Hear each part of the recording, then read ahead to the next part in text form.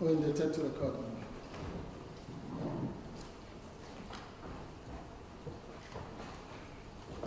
Justices, my lords and my ladies. Just before we proceed, I noticed there's a number of microphones in front of us.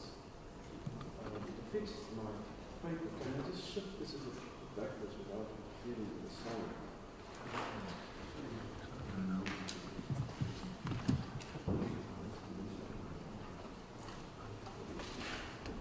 Can someone just come help me?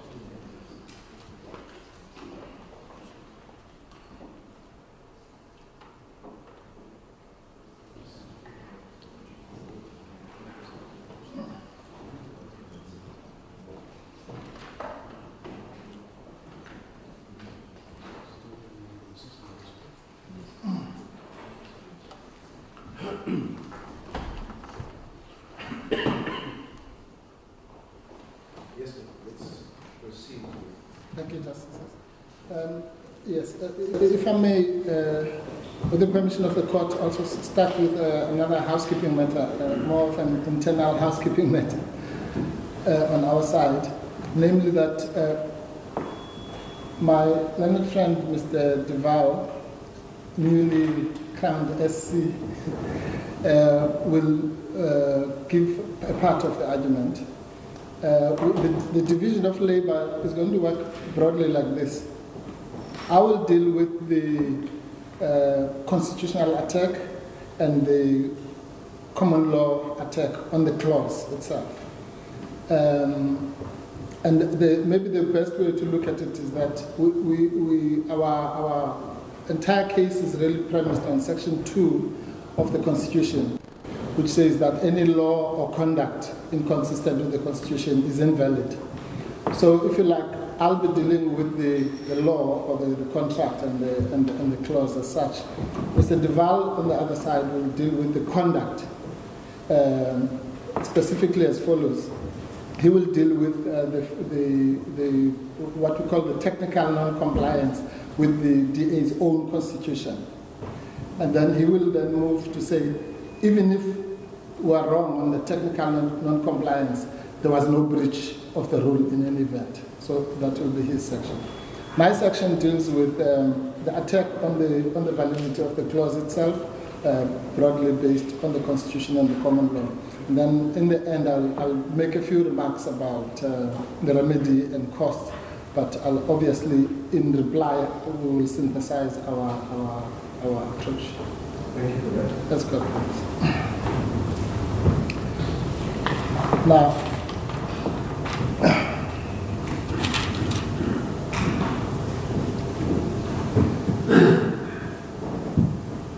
it might be appropriate to start at this point. As I've already said, at the heart of the challenge is Section 2 of the Constitution, which makes the self-evident statement that any law or conduct inconsistent with the Constitution is, for that reason alone, invalid.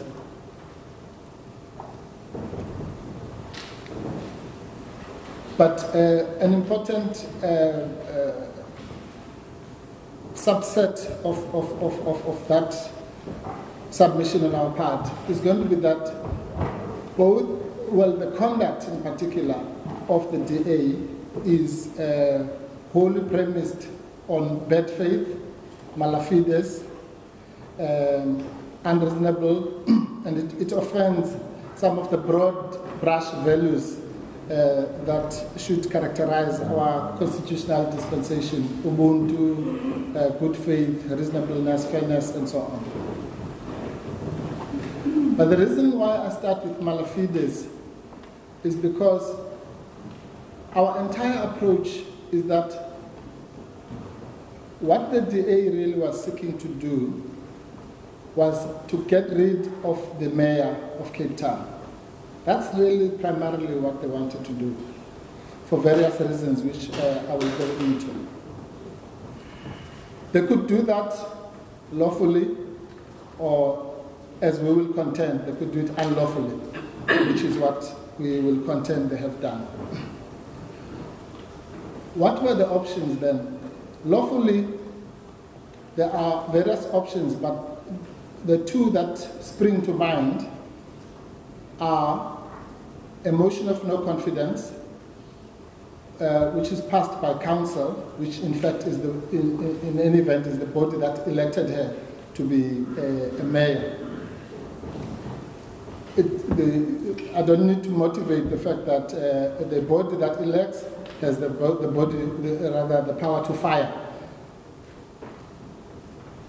So that would have been a way to remove the mayor.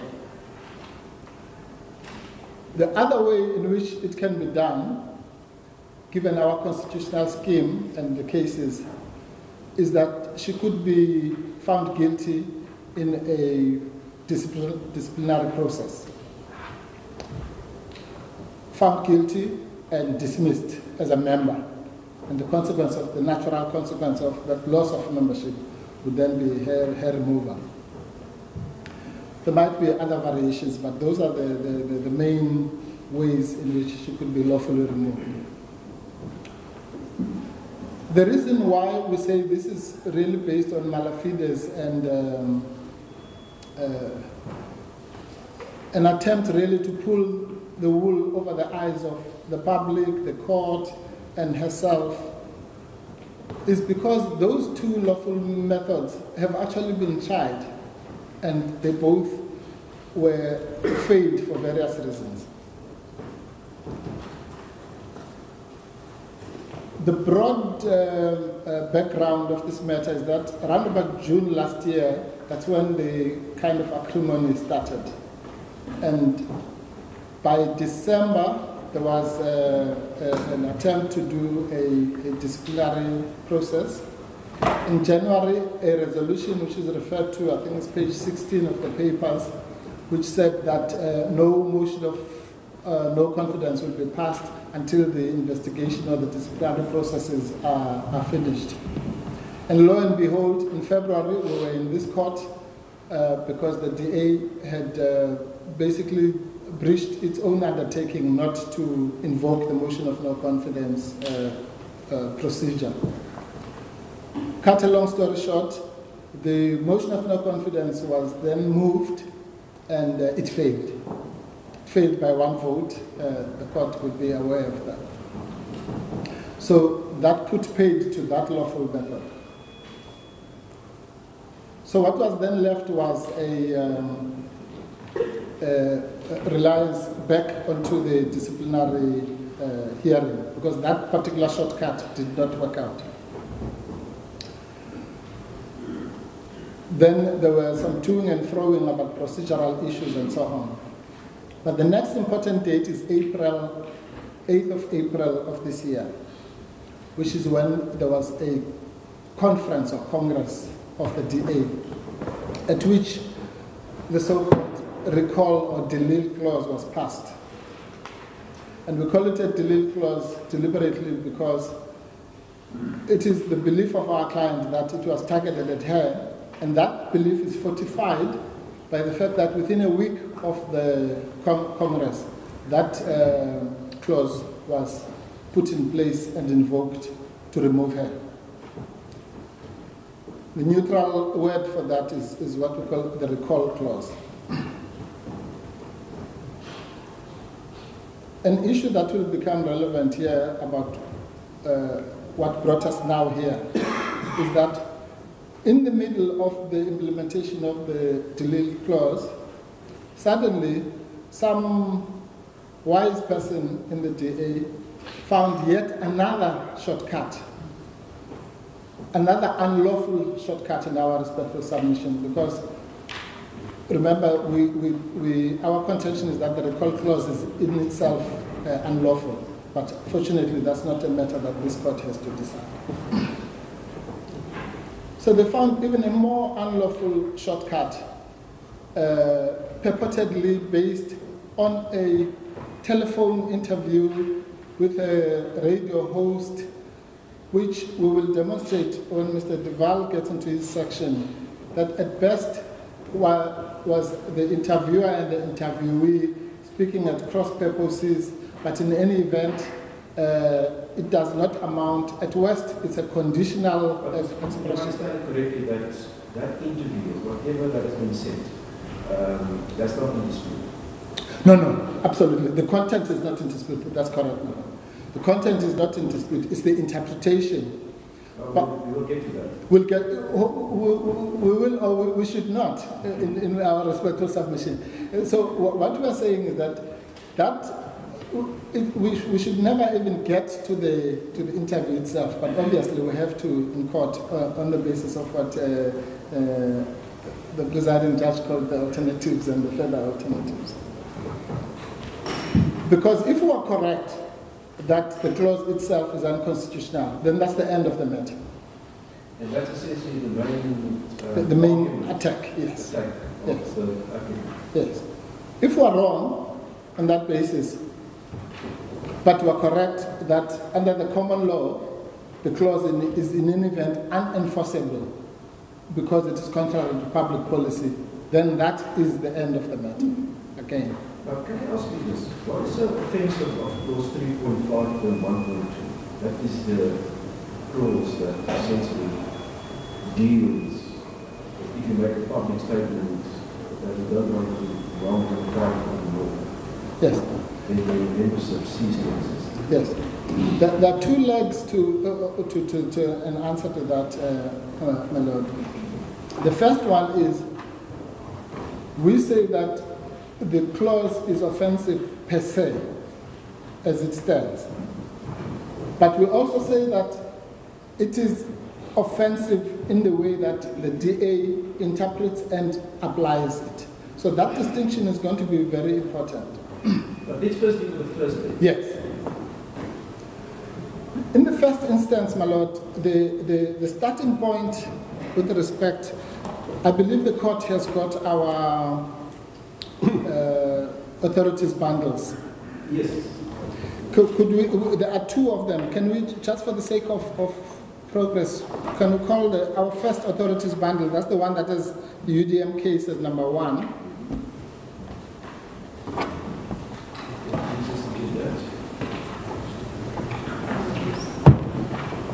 The other one has Paja as number 1. You've got it, you don't know. Oh, I'm sorry. The first one is the old bundle that we used in part A. I'm told they were given. Which one will your first bundle? The bundle, the one with number 1 is UDM case. Yes, can we call that one bundle AA, just for recognition? And the other one where Paja is number 1, we call it bundle BB. I understand that not all my learned friends have got the bundle, but for the purposes of this, I'm just going to refer to Ramakata, which I know they have. Yes. Now, if we go to bundle AA, case number 4 at page 29, paginated 29.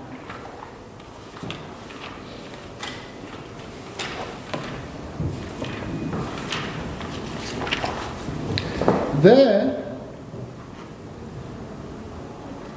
the basis of the first part in response to the question is set out, if we may start at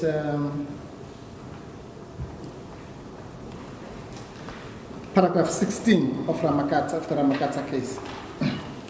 That will be on page 32.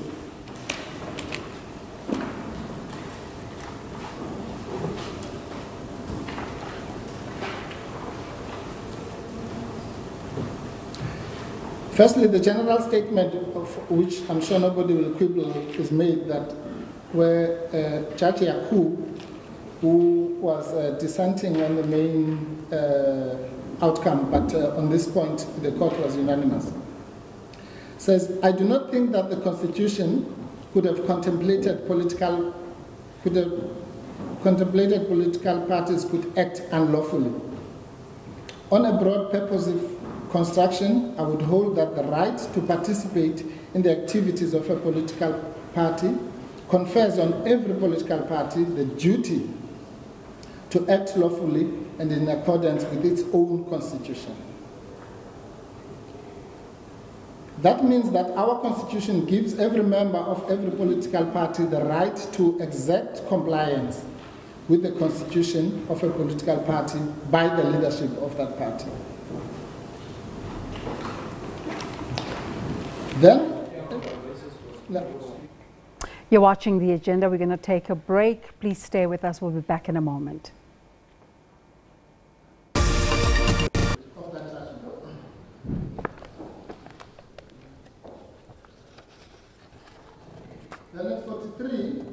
Then at 43, that will be on page 35.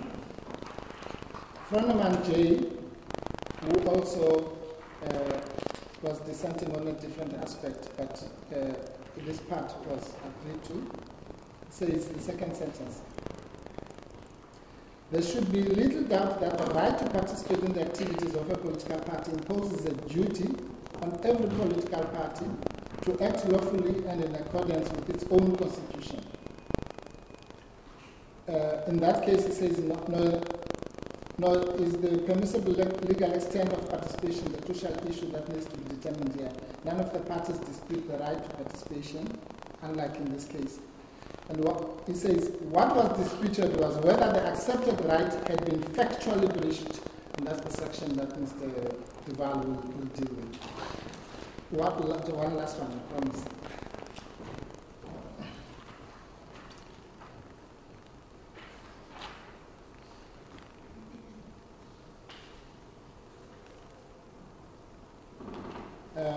I'll take it that the court is in agreement about the central role of political parties and so on. I'm not going to read those parts.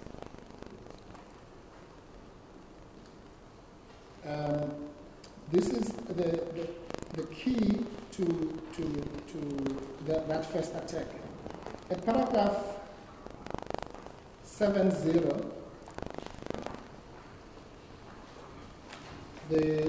that's on page 38, the court refers to generous and purposive interpretation. Okay, I won't read that out. Paragraph 71, the last sentence, it says that Section 19.1, it reads Section 19.1, the last sentence says, Section 19.1 protects the exercise of the right not only against external interference, but also against interference arising from within the party. So we're getting closer to the 19.1, yes, that's a reference to Section 19.1 of the Constitution of the country, that's correct. And then 72 says, this right may be limited only on authority of law of general application. But even then, only to the extent that the limitation is reasonable and justifiable in an open and democratic society. At paragraph 74, Museneke says, it bears repeating that political parties may not adopt constitutions which are inconsistent with Section 19. If they do, and that's the direct answer, their constitutions may be susceptible to a challenge of constitutional invalidity. In other words, all that really comes to this. If a constitution of a party has a clause or the whole thing is found to, unlike in the Ramakatsa case, I was in the Ramakatsa case, that was not the argument there. But in this case, our argument is that the offending clause is itself susceptible to constitutional attack under the paragraph 74 of the Ramakatsa case. Why do we say that? No, that's not what the paragraph 74 says it says. If you read what has been said by Museneke, yeah, this is it. Previous Deputy Justice, it says, paragraph 74 and agree. It bears repeating that political parties may not adopt constitutions. They say clauses in constitutions. Well, inconsistent with Section 19. Yes. No, well, of course, it follows a fortiori. If you have a constitution that is otherwise valid, but let's say there's a clause in that constitution that says women may not vote, for argument's sake, then of course that paragraph would apply to that clause. If, on the other hand, the whole constitution was tainted by unconstitutionality, then of course you will have to attack the whole constitution. But the principle that was established in this case would apply whether you are attacking a clause or a... Can I come back to my original question? Yes. How is clause 3.5 Yes. I'm sorry, it was a long answer to a simple question. But the reason is I needed to lay that basis is the following. We say that we ask that rhetorical question and we answer it as follows. That clause is offensive, firstly, to the values, the broad values which our Constitution entrenches. Most importantly, the value of accountability, the value of democracy, and the value of multi-party democracy. Those are set out in Section 1 of the Constitution. That's the broad values. But that's a broad attack. One is not allowed to invoke the values directly, so to speak. So you would invoke the values, but then there must be specific sections of the Bill of Rights that you are saying have been violated. At that level, we say sections 16, 18, and 19 of the Constitution. When it comes to section 16 and 18, I'll be the first one to concede that the attack is indirect. In other words, we are saying on the DA's interpretation and application of this particular clause, it would offend section 16 and 18 because it would inhibit freedom of expression and freedom of association.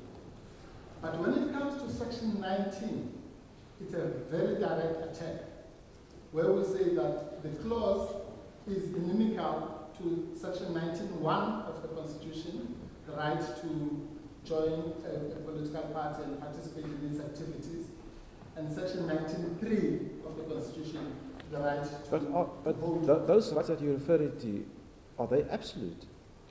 No, of course, they're not. No, there's no such thing as an absolute right. The only, but subject to this, when we talk about fundamental rights in the Constitution, they are actually absolute in the sense that they are supreme. But there's section 36. Section 36 of the Constitution, the limitations clause, is the only escape clause, so to speak. So, the way you articulate it in normal language would be to say these are the fundamental rights entrenched, inviolable, and so on and so on and so on. But the section 36 of the Constitution, if I may, actually we quote it in our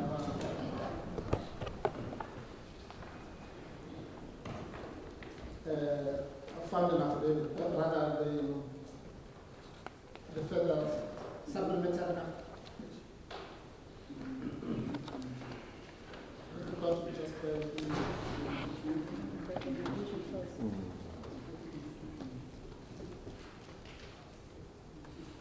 Right. But section 1 becomes important, my lords and my ladies. So the rights in the Bill of Rights, in other words, 16, 18, 19, the ones that I've spoken about, may be limited only in terms of a law of general application to the extent that that limitation is reasonable and justifiable in an open and democratic society based on human dignity, equality, freedom, and taking into account all relevant factors, and so on and so on. But how does this clause limit the applicant's right to be part of the DA? Yes. Okay. So let's start with section 16, just for argument's sake.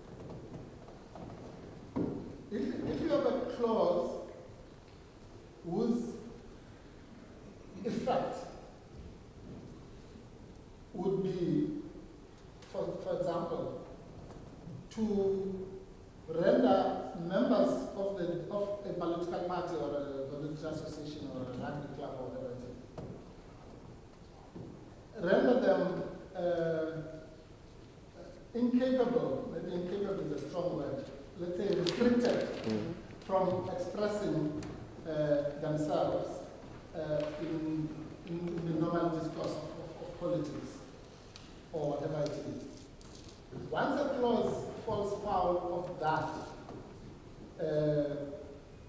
then it is a limitation of Section 16, or let me put it, an unwarranted limitation of Section 16. Put that aside. And we'll demonstrate how this clause does that. But for now, let's assume that before you go proceed, can we just, for the purpose of myself, if one have regard to this particular clause, what's the purpose and effect of this clause?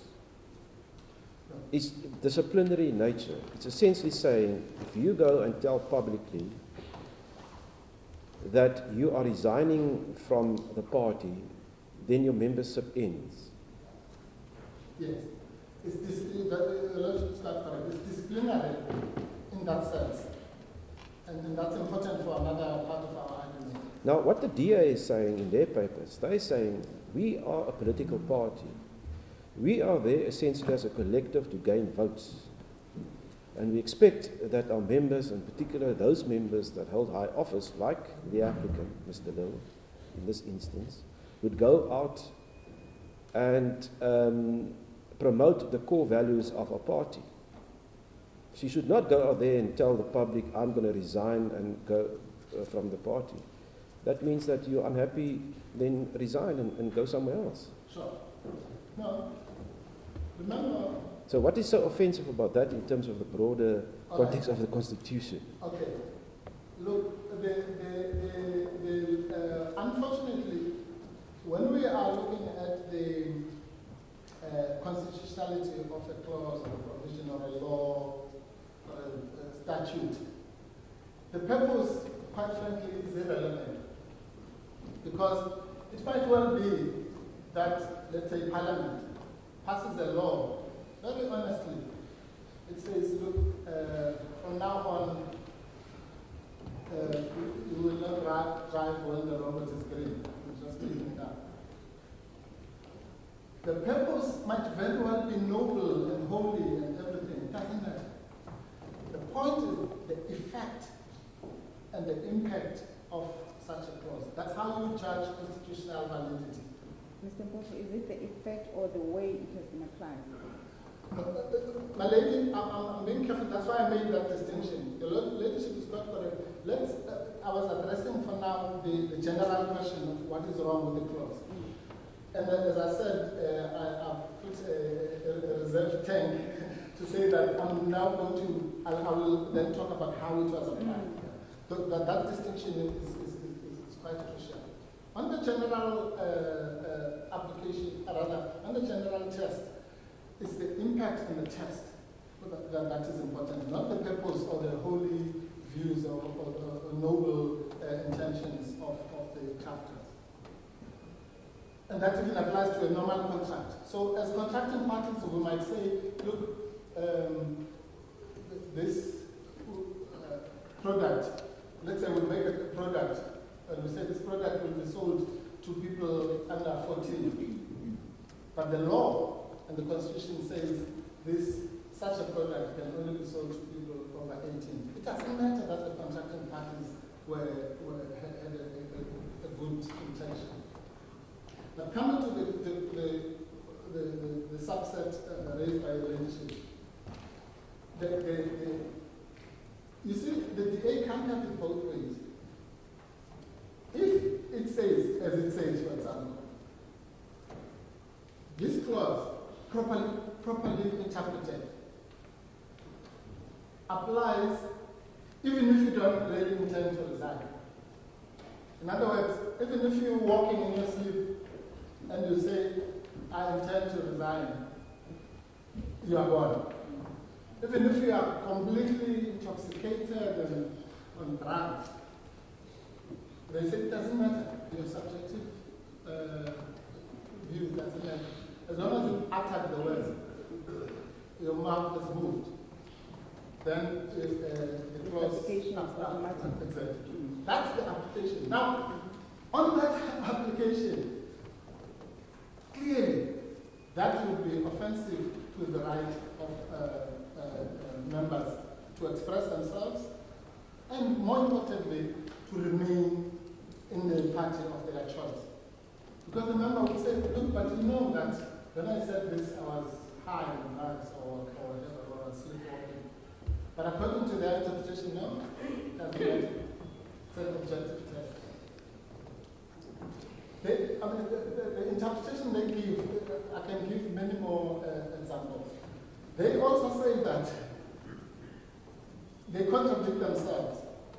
We say, for example, the statement made by Ms. de Lille was conditional, which clearly it was. There's no doubt about that.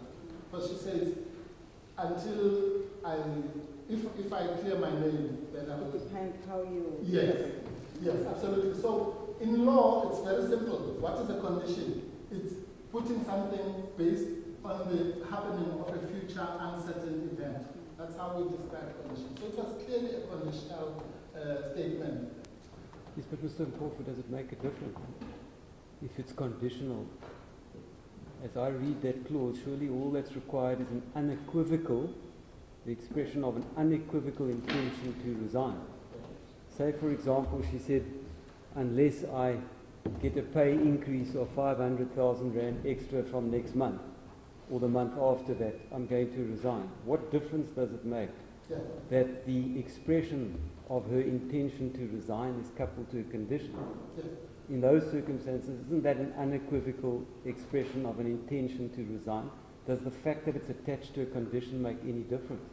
Yes, no, it certainly does. It can with respect, be both an unequivocal intention to resign and a conditional one. That exactly is the problem that they have. Isn't it all because, about? I'm sorry. Isn't it all about context and interpreting the statement in the context of what was said? Absolutely. I mean, for example, if you say, "I will resign the day that Mr. Maimane becomes Commander-in-Chief of the EFF," that would not seriously be understood by anyone as a real intention to resign, would it?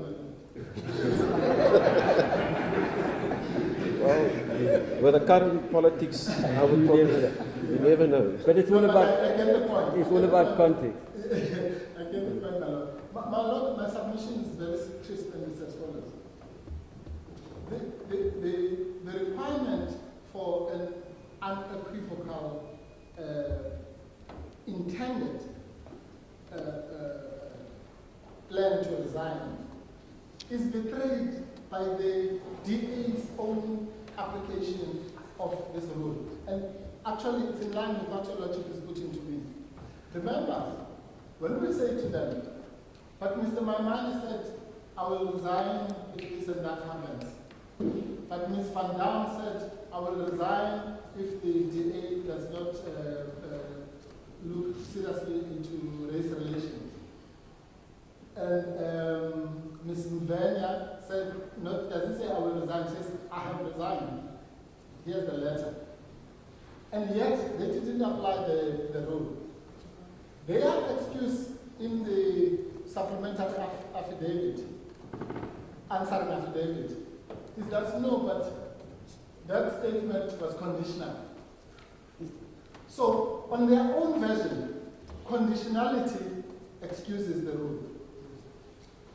So you can't have it both ways. Yes. Either conditionality is a defense or it's not. If it is, then in fact, whatever they do, they're in trouble. Because they're either going to be in trouble with the conditionality effect of the clause, or they're going to be in trouble with the inconsistent application, which is a matter I will address later, of the rule. But on both those legs, Mr. Mpofu, that you just explained to us, does that automatically follow that the rule is inconsistent with the Constitution? Yes, my Lord, if it does all the things I'm saying it does, if it is, for example, just for argument's sake, if it is susceptible to the inconsistent application that I've just demonstrated now, then apart from anything else, it's irrational. Why don't you attack the inconsistency? Yes. No, I do everywhere, but I'm just responding now to the direct questions.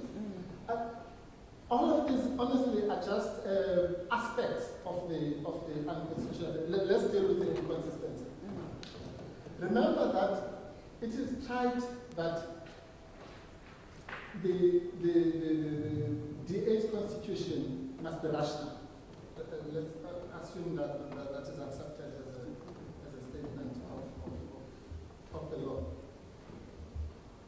Now, if the clause indeed is able to allow for inconsistent, unfair, discriminatory treatment of member A as opposed to member B, then to that extent it is irrational and it is in breach of Section 9, among other things, of the Constitution, the Equality Clause. Or, as our court have explained it more appropriately for this, it's called irrational differentiation. So if it's incapable of resulting in a rational differentiation between Ms. de Lille and Ms. Van Dam and others, then it's inconsistent. So you're saying the rule has to be applied proportionally? Yes. The rule, to put it bluntly, the rule has to be fair. If it's unfair, if you use everyday language, if it's unfair, it's unconstitutional, because our Constitution imposes the standard of fairness. And the inconsistency that I speak of would but be a manifestation of that inherent unfairness. But sorry, Mr. Mpofu, is that proposition correct? Because the mere fact that the rule is there and party A, in this instance DA, applies it differently and incorrectly, does it follow that the rule itself is inconsistent with the Constitution?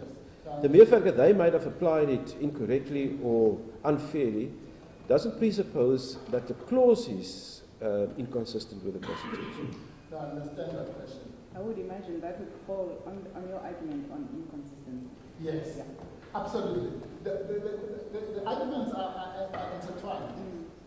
So, if the rule is may be inconsistently applied as it stands, let's take again an absurd example. Let's say the rule says, if you do an interview and you say ABC, you're out. But that only applies if you do it on 702, but if you do it on SAFM, it's fine. That rule, on its own legs, would be unconstitutional because it is irrational. It doesn't make sense.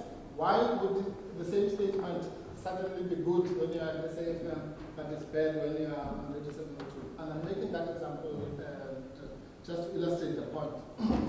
So a rule must be inspected in its application, but as I say, in its entire working. So if it threatens, let alone anything, if it threatens freedom of speech, in other words, if one of its effects will be that as a DA member, they call me and they say, Mr. Mpofu, would you like to do an interview on the rugby? I said, no. That would assume that Mr. Mpofu has joined the DA. Which goes to the kind of improbabilities that the child is. So we mustn't assume that there's a future possibility that Mr. Mpofu might be the leader of the DA. On the basis that anything is possible, even on that basis. But another serious note. The point is that the rationality or otherwise of the rule must be tested by simply just imagination. What would happen if there was such a rule? And as I say, I make these examples which are extreme just to illustrate the simple principle that the rule itself might be objectionable, which is the core of the concern that is being raised with Mr. Mpofu, sorry, I don't recall such an attack being set out in your papers. This attack, the inconsistency, irrationality attack. Yeah. Irrationality attack, I don't recall. The inconsistency argument is there. But Section 9 and the Equality Clause, I don't recall any attack like that.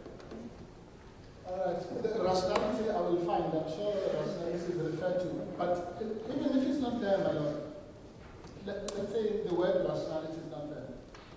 The point we're making really is that the clause has got to be consistent with the Constitution. That's what Section 2 is.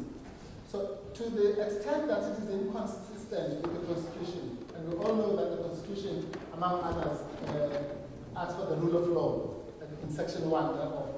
And Section 1 of the Constitution, the rule of law clause, I think Section 1C, has been translated by our courts to mean the so-called principle of legality or irrationality.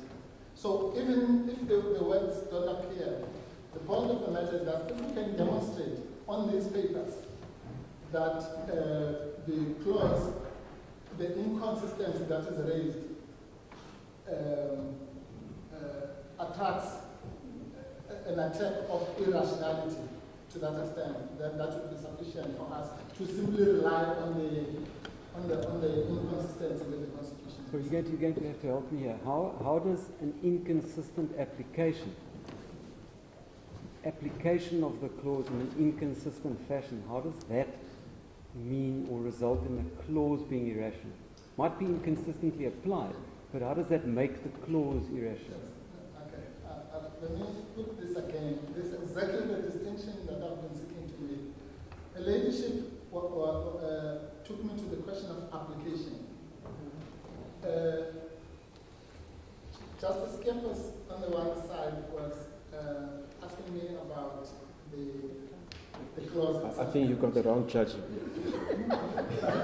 I think you've got the wrong judge. Justice Lefranchi. Justice Lefranchi. So I've been in this court for so many times.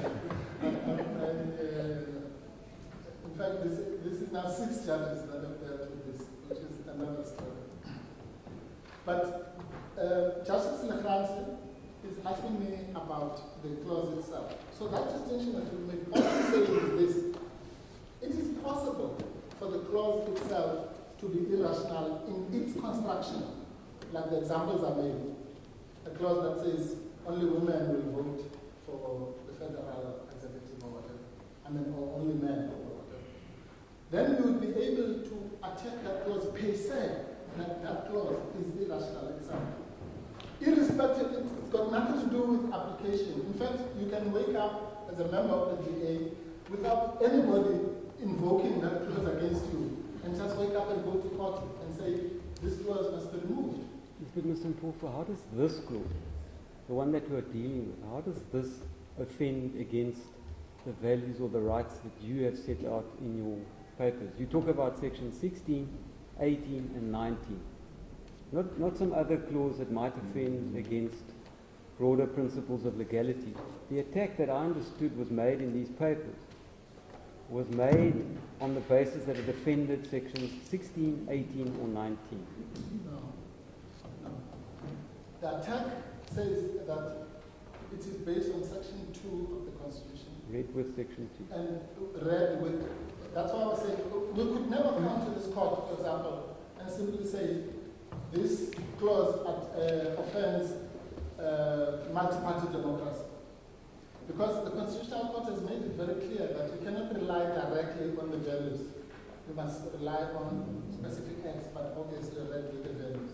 So that's the only logical reason. But that can never bar us from, in the process of dealing with the specific 16, 18, and 19, that this court is enjoined by Section 39 in looking at those Section 39(1). When it looks at provisions of the Bill of Rights, any provision of the Bill of Rights, it must do so in the context of the values. Let me put it that way. It has to. There's no choice. When this court is looking at either 16, 18, 19, it must do so generously, purposively, a la Ramakata, but it must also do so in terms of Section 39(1) of the Constitution. So that's the broad attack that I conceive. It's the broader attack. The specific attack, which is, as I say, I'm even prepared to confine it just to Section 19. And this question of the relevance of this question of inconsistency to all this is that all I'm saying is that if the clause is on its own construction irrational, then it should go for that reason. But it should also go for another reason, which is that it was misapplied or it's enforceable. That's why I use the word susceptible. If it's susceptible to irrationality or inequality or whatever, indignity or unfairness or lack of democracy, all the values that are in Section 1, if it's susceptible to those, then for that reason it must fall. But Mr. Book, what about the respondent's argument that applicant cannot come here and say that this clause is unconstitutional, whereas before she applied the same or similar clause in the case of Nolan versus Independent Democrats? That argument is a non-argument. She can't appropriate and... No, it has been raised, so your leadership is right to raise it. But it's a non-argument in the following way. It's still going to come. Yes, I can deal with it quickly because it really doesn't deserve more than a minute. Firstly, let's assume it was misapplied in another case. There's no such a thing. Are you suggesting she misapplied it when she was part of the... Let's assume she did, so that we don't waste time. There's no such thing as constitutional estoppel. In other words, you can't be, nobody can say, well, if I come to this court and say,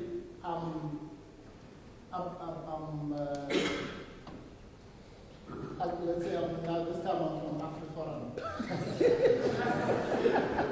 So if I come to this court and say that I've been discriminated against, all these things, Black Monday,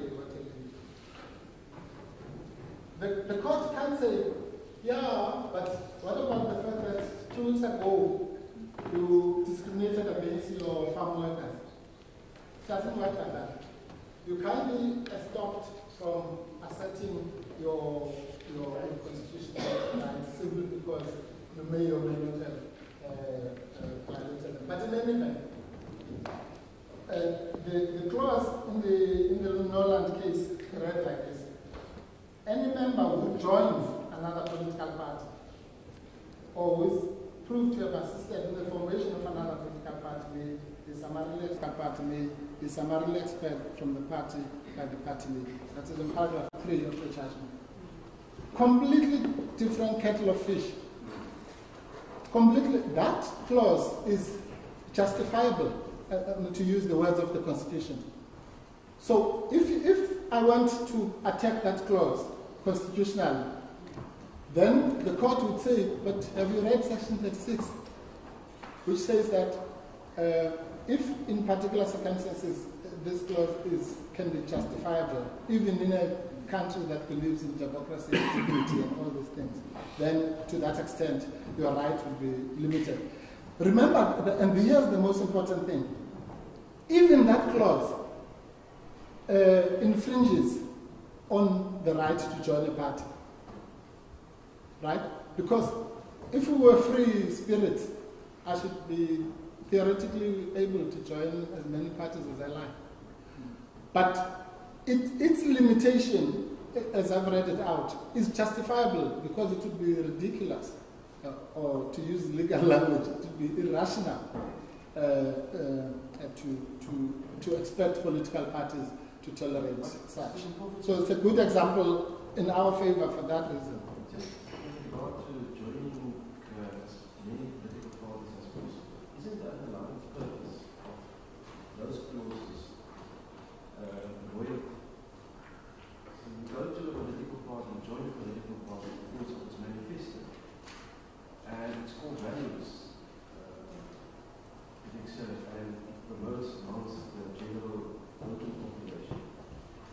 Now, surely, nothing prevents a member of the EFF also join actively for the DA. But if that would have happened, one can imagine the uproar within the party itself, because of its core values and manifesto,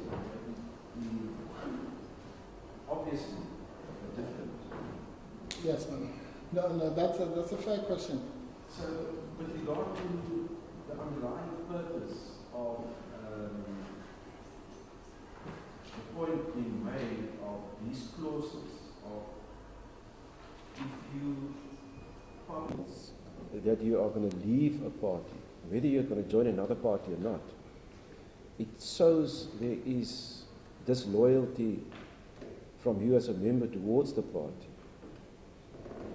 Now, coming back to my original question as to the general application thereof, what is so offensive of that clause? I know you will deal with it, how the DA might have applied it, but in terms of its first point, that clause, what is so terrible about that clause that is unconstitutional? All right. Let's go to what your Lordship calls the values of the party. Let's forget about the values of the Constitution for a minute. At page 62 of the papers,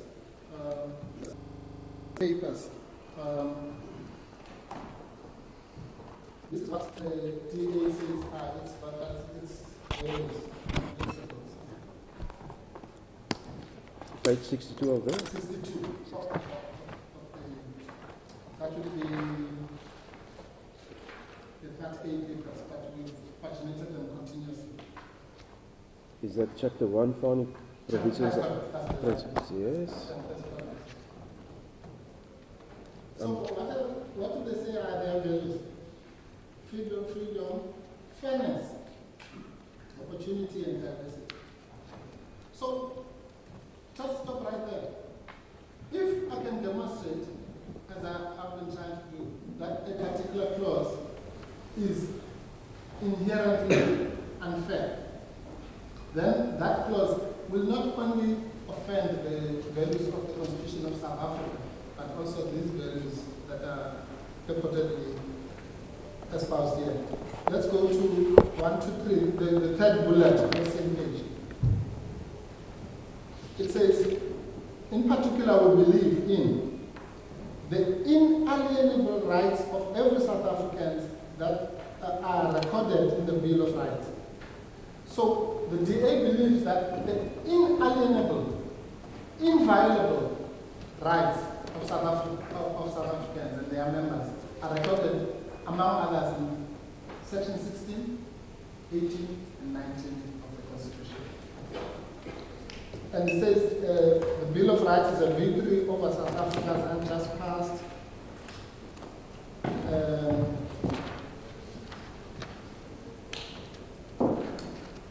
Page 64, under government, they say they believe that the government is accountable to the people. The government must reflect the will of the people, and our elected representatives must be directly accountable to the people. Now, if you have a clause that offends against that, that makes you not to be accountable to the people who voted for you, but to be accountable to the party, for argument's sake. That clause is inimical to these values, let alone the values of all South Africans.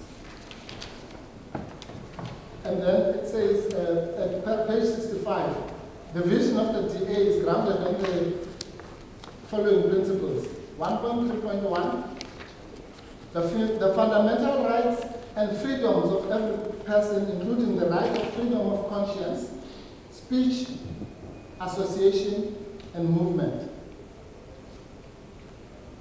And 1.3.2, which goes to the inconsistency question, is based on the rejection of unfair discrimination on any grounds and the redress of past discrimination without recourse to formula and so on. It's susceptible to 1.3.5, equality before the law. And here's a nice one, 1.3.11, the clear division between the ruling party and the state. So, as I say, let's park the constitution of the country for a minute. Any clause that can be demonstrated, as we will, to be offensive to these principles is in its own right, does not belong to the DA constitution.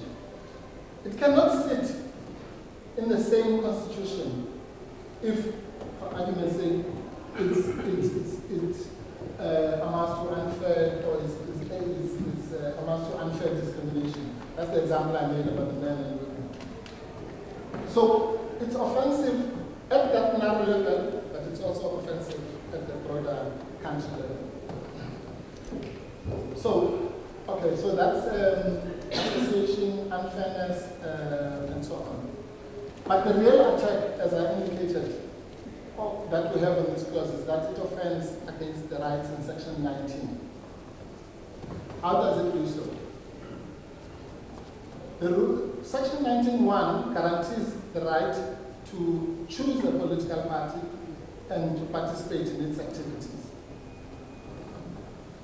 It's axiomatic that if your removal can be so easy, to put it colloquially, from the party of your choice, then to that extent, that threatens your section 91 rights. Then we jump to section 36. Is it justifiable in the circumstances? The question that Justice LaFrance very put to me. What do you expect a party to do and so on? All the arguments that have been raised. And we say, no, in the case of this particular rule, there is no valid section 36 limitation that can be put forward on participation. But let's say I'm wrong on that. Then section 19.3 says you have a fundamental, inviolable, all the adjectives, right, to hold office. What does that mean? That means that once a political office has accrued to you and vested, let's put it that way. Once the office has vested in you because for democratic reasons you've been elected, in her case, by the council. For you to be removed from that office, there must be it must be done through lawful means. What are the lawful means? Through an instrument that can be justified under section 36 of the Act. Otherwise, as we said earlier, otherwise that right is inviolable and inalienable, as the DA puts it. But say, for instance, Mr. Lille decides, and just as part of the debate, to just understand the point that you like to make, decides tomorrow to be no longer a member of the DA, for argument's sake. But the council still wants her to be mayor. It doesn't follow that because council wants her to be mayor, she can be mayor. The mere fact that she's mayor is because of being a member of the DA. Yes. Isn't it so? No, so absent the DA membership, whether council wants her to be mayor or not, that becomes an irrelevant issue. Absolutely. Yes, no, but that's putting the cart before the horse. No, yes, but with regard to your argument, council is currently in a position to say she's the mayor. But that can only happen because he's a member of the DA. It cannot happen absent the member of the DA. No, absolutely. In fact, that's why we're here. I agree with your lordship. The only reason we're here, that's why I started by saying, what they really want is to remove her as a mayor. They don't care whether she's a member or not, to be honest. What they are doing is to find a route towards her removal as mayor. So, having failed with the legal ways to do so, they then have to go through the illegal subterfuge of removing her as a member, pretending that she has violated a certain section. That would lead to her removal as a councillor. Who should lead to her removal as a mayor, which is really what they want. So this is just a small screen that is being put before this court for one reason. If you ask the DA how many members they have and who they are, they don't care. So So if they had one member called Patricia de Lille, so what? I'm sure there are worse members that they are tolerating.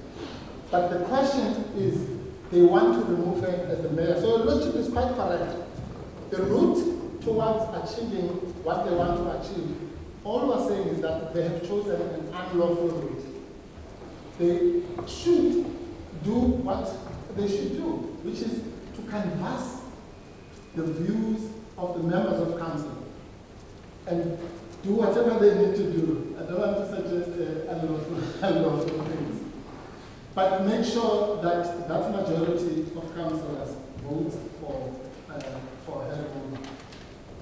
The reason we're here is because, and I said this to the previous court, the party, when they did their internal motion of no confidence, you'll remember that there were 97 votes against her, and there were 41 votes for her, and there were 15 abstentions. Now they've done the sums. Was it 41 or 46? 41. 41.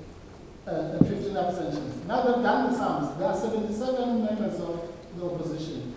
If you put the 77 members of opposition and the 41, you'll have 118. So even if they can go back to council and try to do it lawfully, they're going to fail.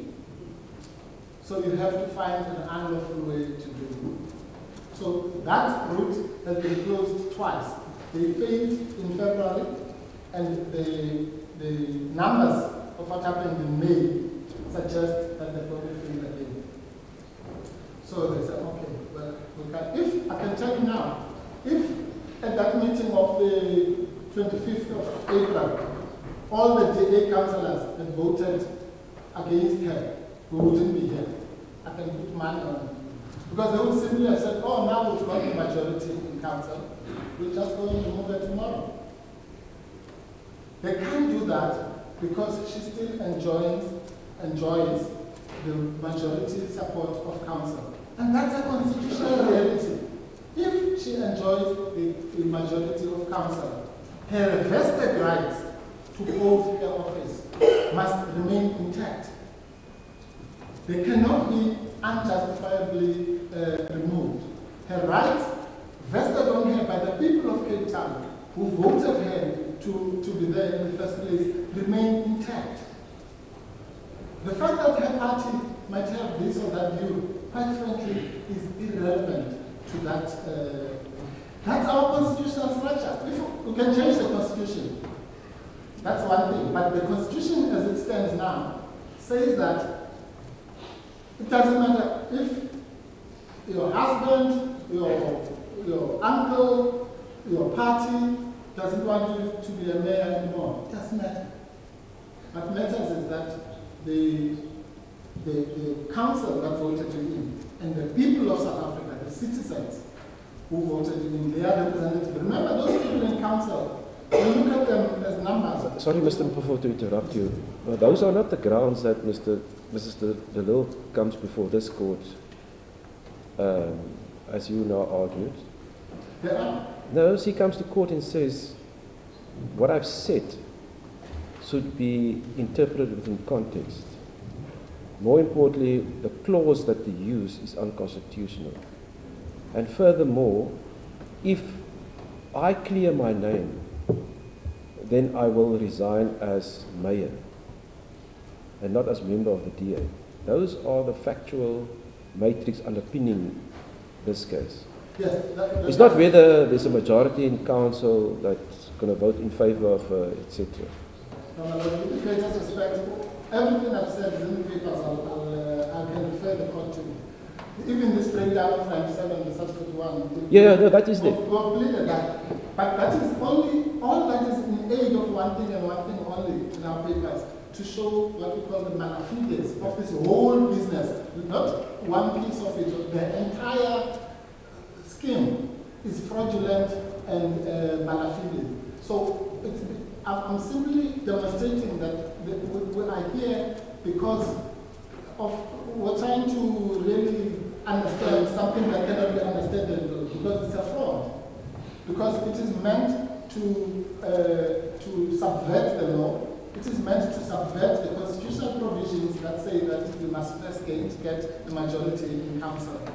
Or the other provision that says you must first be lawfully removed from the party, in other words, by DC or something like that. That's the point of that's why I said it's the heart. That submission is at the heart of this. If we're going to look at this and think, no, these are people, they misread the thing, maybe they made a mistake, then we're in another land. No, they are fraudulently trying to insult the intelligence of the court and of South Africans by pretending that she's being removed because she said something in Eusebius Mackenzie. Nothing of the sort. And all I'm saying is that if the clause is capable of that kind of abuse, as it has been done now, then to that extent, it would limit. Because let's assume they succeed, for argument's sake. Let's assume they succeed. What does that do to other members of the DA? But isn't that politics in the true sense of the word, Mr. Mpofu? No, well, it is. Actually, it is. Then we shouldn't be here. They should resolve the thing politically. That's the point. But we're now in a court of law. In a court of law. But wasn't that supposed to have happened, and that the real answer in this case? This is a political matter that should have been resolved politically. Absolutely. We agree. We agree 100%. The time of this court that has been wasted, as I said, 6 judges now have been listening to this. And if it goes to the SCA, it will be 11. If it goes to the Constitution, it will be 22. The time wasted for something that your lordship is quite correct, this thing does not fit this forum. Because to try and make this a legal cessation of membership is absurd. It is not. It's a political maneuver. They should sit down with them. We've offered mediation and all sorts of things. And that's how it should be resolved. The lordship is quite correct. But seeing that we're here now in a court of law, we must apply the law. And the law simply says that if you have a clause in your constitution as expressed by the Senate decision that offends against any of the fundamental rights, to that extent, that constitution or that clause is invalid. Mr. Mpofu, speaking for myself, I'm still struggling to understand on what basis the clause per se offends, it seems now only section 19 really is the complaint. How does the clause per se offend against section 19 and section 19.3? Particularly as I understand our system, it's a party-based system and a proportional representation system. And if that is so, and you're there because you are a member of a party, if your membership of the party ceases, on what basis can you still lay claim to your section 19 right to hold political office? Lawfully, as I said. If your membership ceases lawfully, yes, then we're fine. There's no problem. So that part of the clause, sorry to interrupt you, but that part of the clause that says if I resign, that part you don't have a problem with that. No. So it's just the intention to resign, that part. No. Let me explain it like this. If there is a clause, let me go back to that example, that says whose effect, let's put it down, not purpose, whose effect is to discriminate between men and women, for argument's sake. If there is such a clause, then that clause must be expunged from the Constitution. Yes, can we deal with the clause that we have in the matter before us? Of course, but I need to explain the principle first. I'm saying that that's the basis, the legal principle that I'm applying, that is the principle. Yes. Now, I then take one step further and I come to this particular clause. And I say this clause, the effect of it would be, as I was saying, let's assume it succeeds. I'm asking the rhetorical question. Would its success in this case improve or threaten the rights of DA members to express themselves freely, for argument's sake. If the answer to that is no, then it does not offend Section 16. But if the answer to that is yes, then it offends Section 16. Then we move to association. Would, if this clause succeeded, would it influence negatively, adversely, a member's right of association? In other words, a member's right of association or disassociation from government. If the answer to that is yes, then it must be struck off. And if it's no, and so on. And I'm saying those are the indirect attacks. But here, talking about Section 19, this is now away from the theoretical realm. I'm saying this particular applicant, by the application of that rule, is being deprived of her 1903 right to hold the office to which she was elected by the people of Cape Town. Right? Here, this is no longer if. But on our system, Mr. Mpofu, that's perhaps where we have two views on this matter. Yeah. It appears the view of the DA on the papers before us is this. Ms. de Lille didn't stand on her own right when she was campaigning on behalf of the DA. She's there on the ticket of the DA. The fact that her face must have been on a poster and said vote for the DA doesn't mean that people voted for her. That's what they are claiming. They are saying they voted for the DA. Because if she wanted to go on her own, she should have registered as an independent. I know that's why they said they are wrong. Oh, did she register? That's their argument. Absolutely. So the argument of the Section 19 rights, in terms of the Constitution, is, according to them, neither here nor there, because you can only be part of where she is at as mayor because of her ticket as a member of the DA. Yeah. So the argument that the people voted for her, it's according to the DA, that's not correct. It can be, with the greatest respect. Then we must forget about the multi-party democratic system of government. What they're saying, your logic is correct. They're saying, look, we put you there as the party, and therefore, as a party, we can recall you. Well, I'm afraid they're wrong. I can say that as well as a citizen.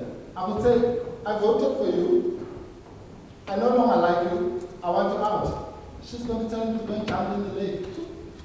Why? Because it does not work like that. The fact that I, as a voter or the DA, put her there, we have a constitution in this country, a constitutional scheme that says for her to be removed. It doesn't matter that both voted for her and doesn't want her there, or the DA nominated her and put her there. For her to be removed. The body that, and it's a simple principle of law, he who hires must fire. The body that elected her, which is the council, is the only body that is entitled to fire her. It's like that. So, it's like if I'm employed. But on our current, sorry, Mr. Mpofu, on our current political system of the multi-party democracy, that proposition cannot hold. Because if Mr. Lille voluntarily resigns tomorrow, never mind if council says we want you back, that's the end of her being a mayor. Just for the purpose of the debate. Yeah. Say, for instance, there is no allegations of malfeasance, corruption, or whatever against her. She just wants to go. She just said, I'm not tired of all of it. And she resigns tomorrow as a member of the DA.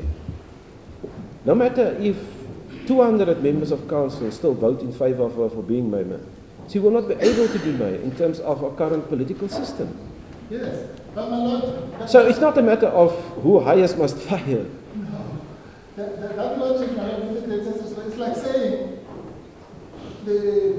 an employee who's a CEO. Well, it says you can only be fired by the board. And then you get fired in some surreptitious way. It doesn't help to say, well, but if you wanted to resign as a CEO, you just simply go. question is, does in this situation, does the method that is used to make you go, the fact that you are free to go if you wanted to, of course, but that's not the question before this court. The question before this court is the method that was employed and the clause that was invoked in this particular case, in it would stand constitutional scrutiny, A, on its own, on B, as it was applied by the DA. That's all. So, Mr. Mpofu, I'm still struggling to understand it. Can we take that clause and think of a situation where Mr. Lille, for example, decides to resign and immediately at the same time to join the ANC?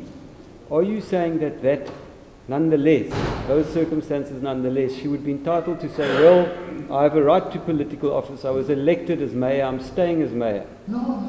But then why is that not acceptable, but the other one where you simply express an intention to resign, why is that then offensive? Because in the first example, she would, actually, even when there was no clause, let's assume there was no such clause. Yes. Once she has repudiated the contract by electing to join the ANC, in that example, my lord, then the party is entitled to cancel the contract. At common, That would not, I'm sorry. is that at common law? You're talking about repudiation? Yes, I'm just using that example, but I'm saying even at common law, if she could demonstrate that she did not have what we call in contract law, the intention no longer to be bound by the contract. If that element was failing, you couldn't, even in common law, you can't exclude her. So the point I'm simply making is that if there is a clause whose application, as I made the example earlier, would affect somebody who said words while they were sleepwalking and make them to lose their Section 19 rights, that clause, it must be very clear, is to that extent. Isn't that the context argument? You look at the context. The rules provide of the FLC that you then tell the person, prima facie, you've expressed an intention to cease your membership. In terms of the rules, you have now got an opportunity to provide, I think the wording is clear and unequivocal reasons why it doesn't constitute. So there is your opportunity to say, well, I'm very sorry, but the night before I'd had a party and I drank too much, and at the time I was inebriated. It wasn't a real expression of an intention to resign. But according to the DA, that will not help you. They say the mere expression of such an intent per se cannot be retracted. Recant, I think the word they use. They say if you recant, Mr. Self tells us, tough luck. So again, let's go to my third example. If you say, no, I was inebriated, tough luck. Now, any clause that honestly can have such an effect, with the greatest respect, can it withstand constitutional scrutiny? Yes or no? That's really the question before the court. Mr. Mpofu, with all due respect, you seem to be jumping around from the interpretation of the clause to the constitutional argument. No. Now, can I just ascertain, on what basis can the clause be said to be constitutionally impermissible? Because it limits, violates, infringes the rights enshrined in Section 16, 18, and 19 of the Constitution. That's the only answer. And we can then debate the extent to which it does that, or I say it doesn't. But it's very clear the basis upon which I rely to attack the clause.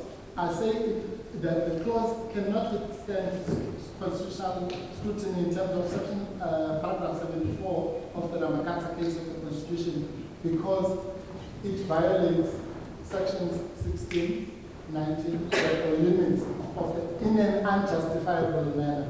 Now, whether factually it does that, that's a matter we can get into. But it cannot be you're saying hypothetically it could be used in a way that might violate one of those rights. Therefore, the clause can't stand. Yes, but that's how it works. As I say, if there's a clause that says you discriminate between the sexes, it might be used for a good reason. But the fact that hypothetically, as your Lordship puts it, it can be used to violate Section 9 of our Constitution is itself, unless it can withstand Section 36, a reason for its expansion. That's what happens whenever a law from Parliament is struck off. It's that principle that gets applied. Somebody will come to the Constitutional Court and say, this law, whatever the good intentions it was, to stop people from smoking dagga or whatever it is. So the dagga lobby will then go to the Constitutional Court and say, this law, we know that these people wanted to do it because they are worried about our health and so on and so on. But it violates section whatever it is of the Constitution. And to that extent, that law must go back to Parliament.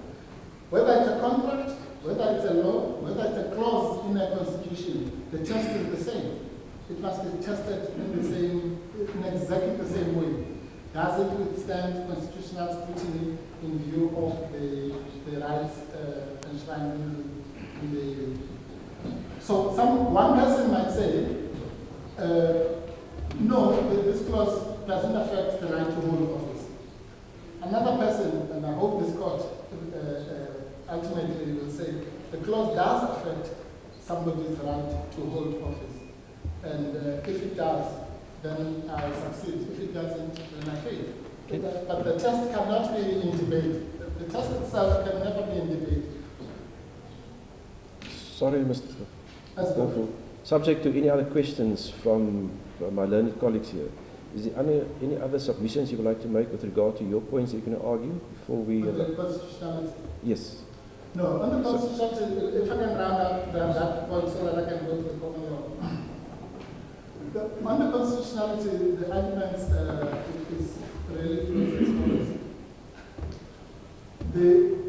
The clause A as it stands, but if I'm wrong, the B as applied by the DA, and by the way, that second part goes into my second, the issue of the common law, which I'll do, the issue of application, is inherently discriminatory, limits the right to expression, limits the right to association, limits the right to participate in the activities of a party of her choice, and limits her right to hold her office to which she was elected by the people of Cape Town. On any one of those 5 grounds, it is unconstitutional. Then we go to the application leg that Helen raised. I'm saying the clause, now, she should succeed in her application for the way in which the DA applies or understands or interprets or pretends to understand the law, which is that you can be ejected out of your constitutionally protected right in a political party, whether you actually intended to resign or not. That's what they say in their papers. And that the rule can be applied, well, I don't know what they say about conditionality. With one side of the mouth, they say conditionality is a defense. With another side of the mouth, they say it's not a defense. So I'm sure we'll hear all about it in the afternoon. But on application, just on those 2 grounds, the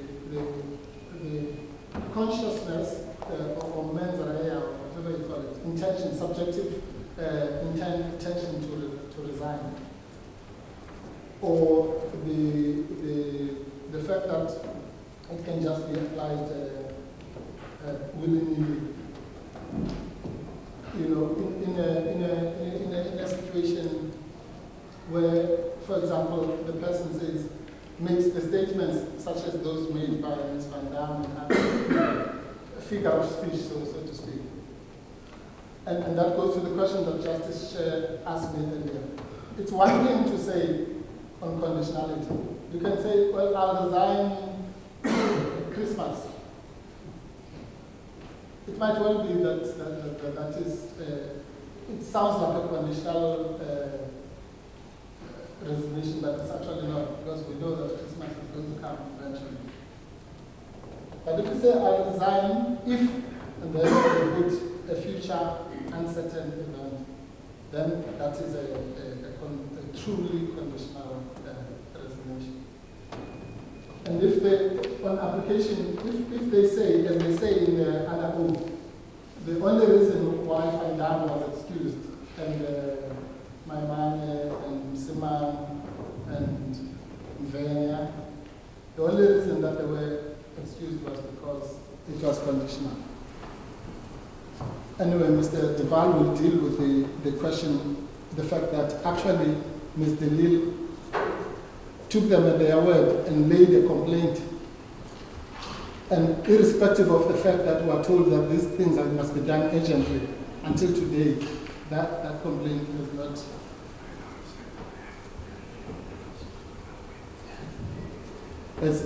not been dealt with. And my learned friend, Mr. Duval, tells me that we are told that there will be an FLC that sits. But the point is that this, the quick action that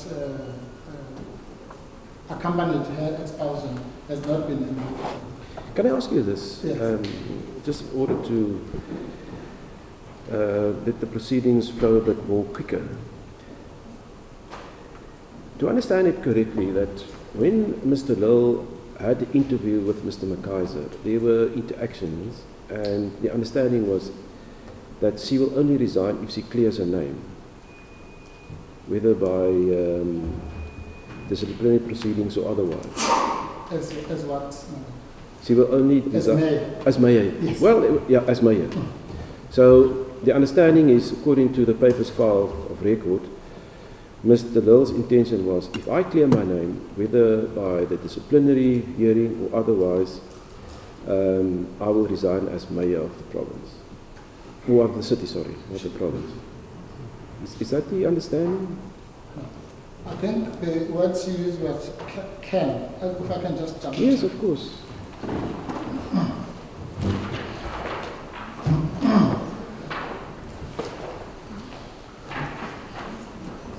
That should be in the original founding affidavit. Page 369, you'll find the podcast. 369 is the actual podcast. 3. Thank you, Madam.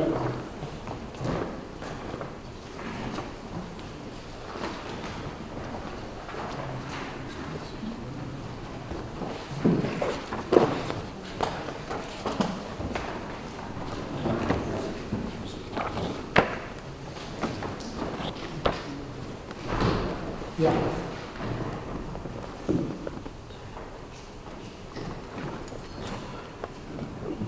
Yes. If I win this battle, at 372, I'm sorry, just meant to, it looks like a better example.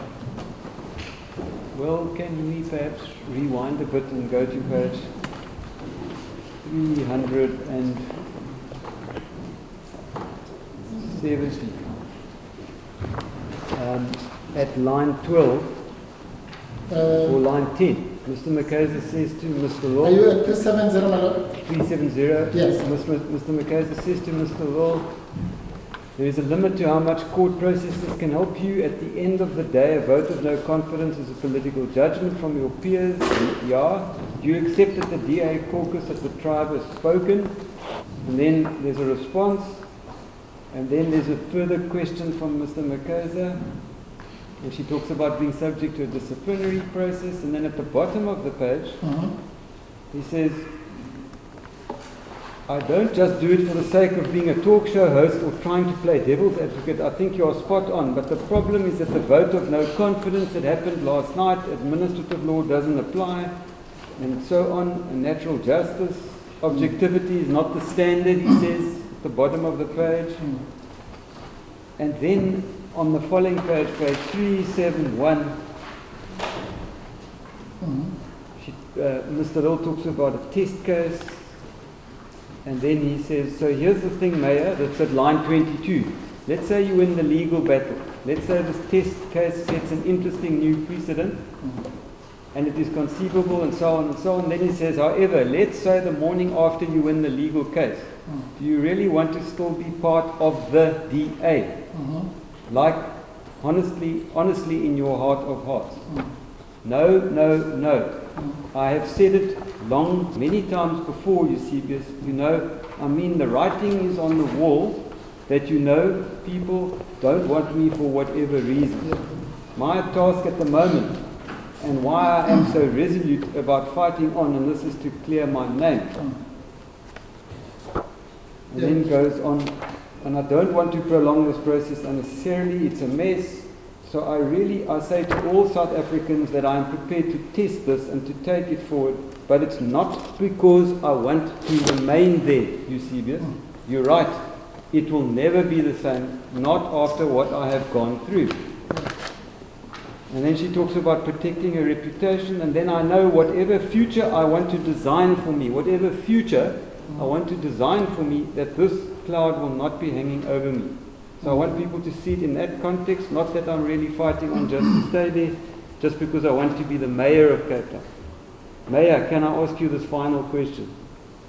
And then he puts it to her, if I understand you and I read between the lines, you know, Moss, like to call a spade a spade and not a garden implement.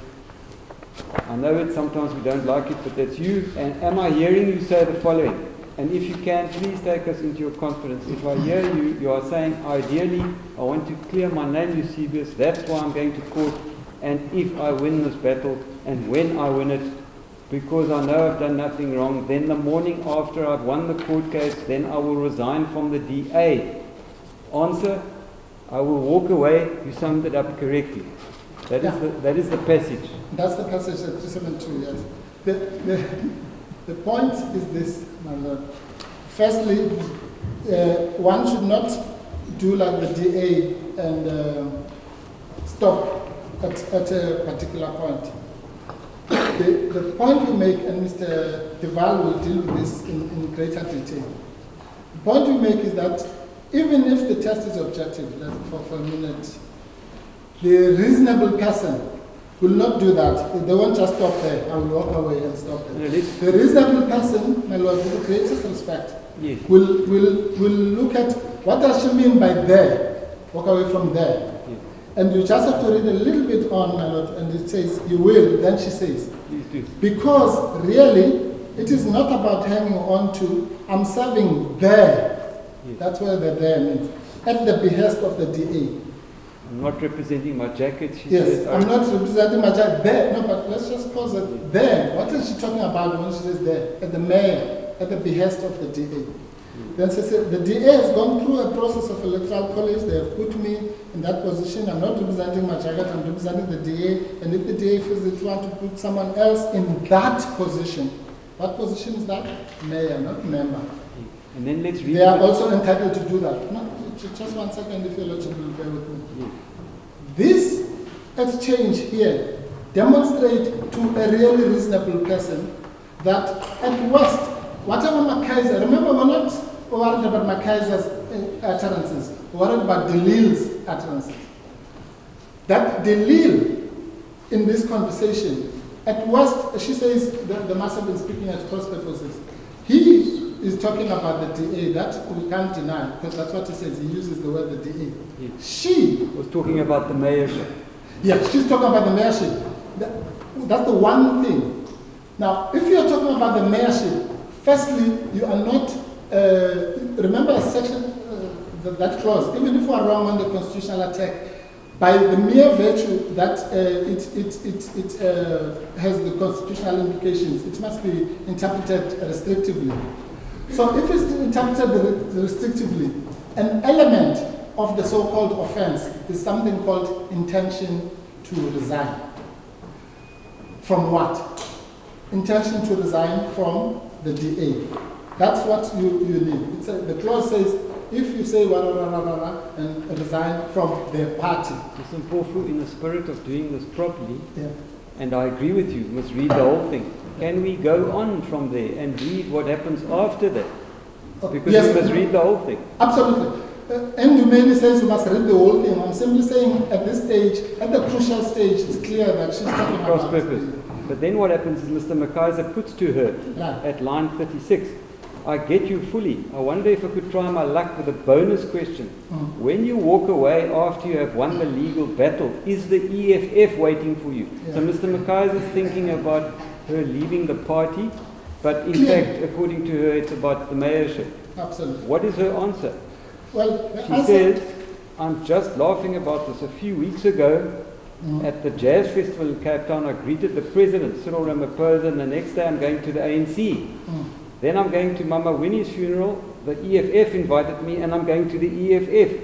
You know, what I would so much like to plan my future. You know, I'm also not that young anymore. But I cannot do that because wherever I want to go into civil society or wherever it is I want to go, I can't go with this cloud over my head. I'm eager to get out of this mess as soon as possible so that I can get on with my life. Yes. So what is it now? Members of the DA cannot participate in civil society. Why is she talking No. about her future and joining and talking about other No, parties? she's not. She says, her answer is that is ridiculous. That's what she says. When she says, they say you're going to the EFF or what, her answer is really saying that's ridiculous. Because she says, one day I'm sitting with Ramaphosa, I'm joining the ANC. The next day, I'm at a function of the EFF, I'm joining the EFF. That is ridiculous. That's the only way in which you can read that. The second part actually helps her. Because she then says, I don't know about my future. In other words, if I'm removed as a mayor, I might go to civil society. What's wrong with that? Is the DA now prohibiting people from participating in civil society? No. She could have participated in civil society and still be a member of the DA. So she's clearly still talking about the mayorship. Now, on that point, Mr. Mpofu, let's assume that she was talking about the mayor position. Right. The understanding for me is this, is that Mr. Lille here indicated that if I clear my name, I will resign as mayor. As mayor, yes. No, that we agree. Now, for the purpose of this debate, what would happen if the DA stands up and says, your name is cleared? She'll resign as mayor. Okay. Full stop. We're not here about the mayorship. We are here about the subterfuge to try and take away her membership of the Democratic Alliance. If the DA tomorrow says you are cleared, we've looked at all these things, the Roman, the Steenhuisen report, what have you, it's all systems go. Mr. She Mpofu, says- why would I'm sorry. anyone want to resign as the mayor if you're cleared? Pardon? Why would anyone who's in the position of the mayor, as the first citizen of the city, you've now been cleared, why would you want to resign as a mayor? You've been through all of this process, you've been cleared. What on earth would cause you to now resign as mayor? My Lord, I don't know. She's not charged with stupidity. If that is something that she might do, which doesn't make sense to your lordship or to me, the point here is, if she wants to clear her name, and her subjective intention of clearing that name means remaining in the DA, you cannot say in the same breath that she wants to resign as a member of the DA. I've just demonstrated that resigning as a mayor and even going to civil society or serving the church or whatever is not as inconsistent with membership of the DA as it might look at face value. So if she might do something that maybe I wouldn't do or your lordship wouldn't do, well, that's not what we're here about. Doesn't make sense though, does it? Okay, let's say it doesn't make sense. Let's say, for example, she says, if my name is cleared, I'll move to Joburg. Doesn't make sense. But so what? One would have expected, normally people say, if I don't clear my name, I'm going to resign. But this is very peculiar. She says, if I do clear my name, I'm going to resign. As a mayor. Is this That's a mayor? I'm not, your Lordship, maybe what cross purposes, your Lordship is putting the question to me as if I'm saying she did not want to resign from anything. No. She said very clearly that if she's cleared, she'll resign as mayor. That I must concede. The only issue that is before this court is whether in making that expression of resignation as mayor, she was either because of logic or some other reason also denouncing DA membership. With the greatest respect, there is no basis for that conclusion. We can play with it, as I say, she might say she's going to move back to the farm or whatever. It might not be a great idea. That's what, or she might say, I'll go to civil society. I might think, no, she should join the church or some other political party. But that's got nothing to do with what we're here about today, which is simply, did she express herself to resign from the Democratic Alliance? And with the greatest respect, I know what your Lordship is doing, and it's permissible. One has to explore and look at the statement and so on. But please remember one thing. We are here looking at the utterances of Ms. de Lille, not the utterances of Mr. Makaiser.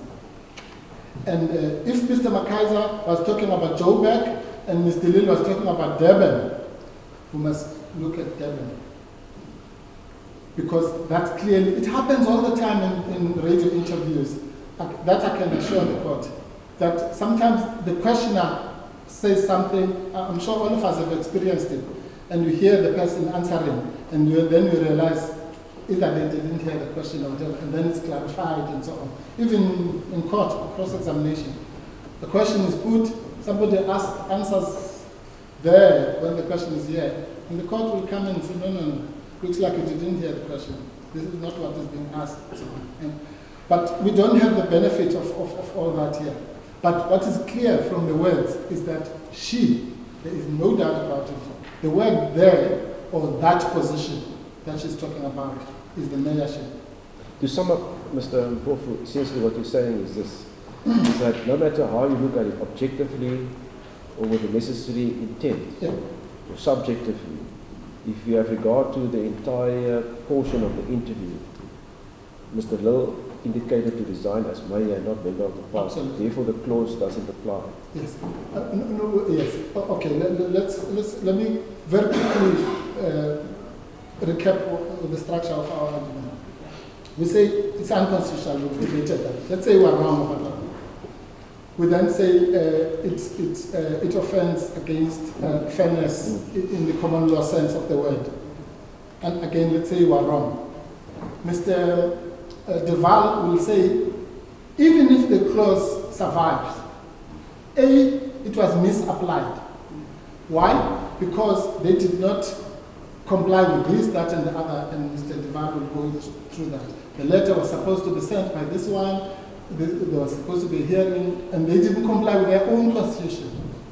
So, if Mr. De Waal is wrong on that proposition, this is now the third one.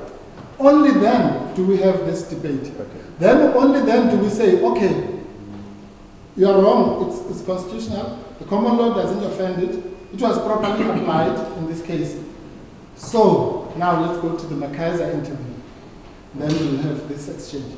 So, that's why I was saying it might not even ever be necessary to look at the Makaiser interview if that sequence is followed.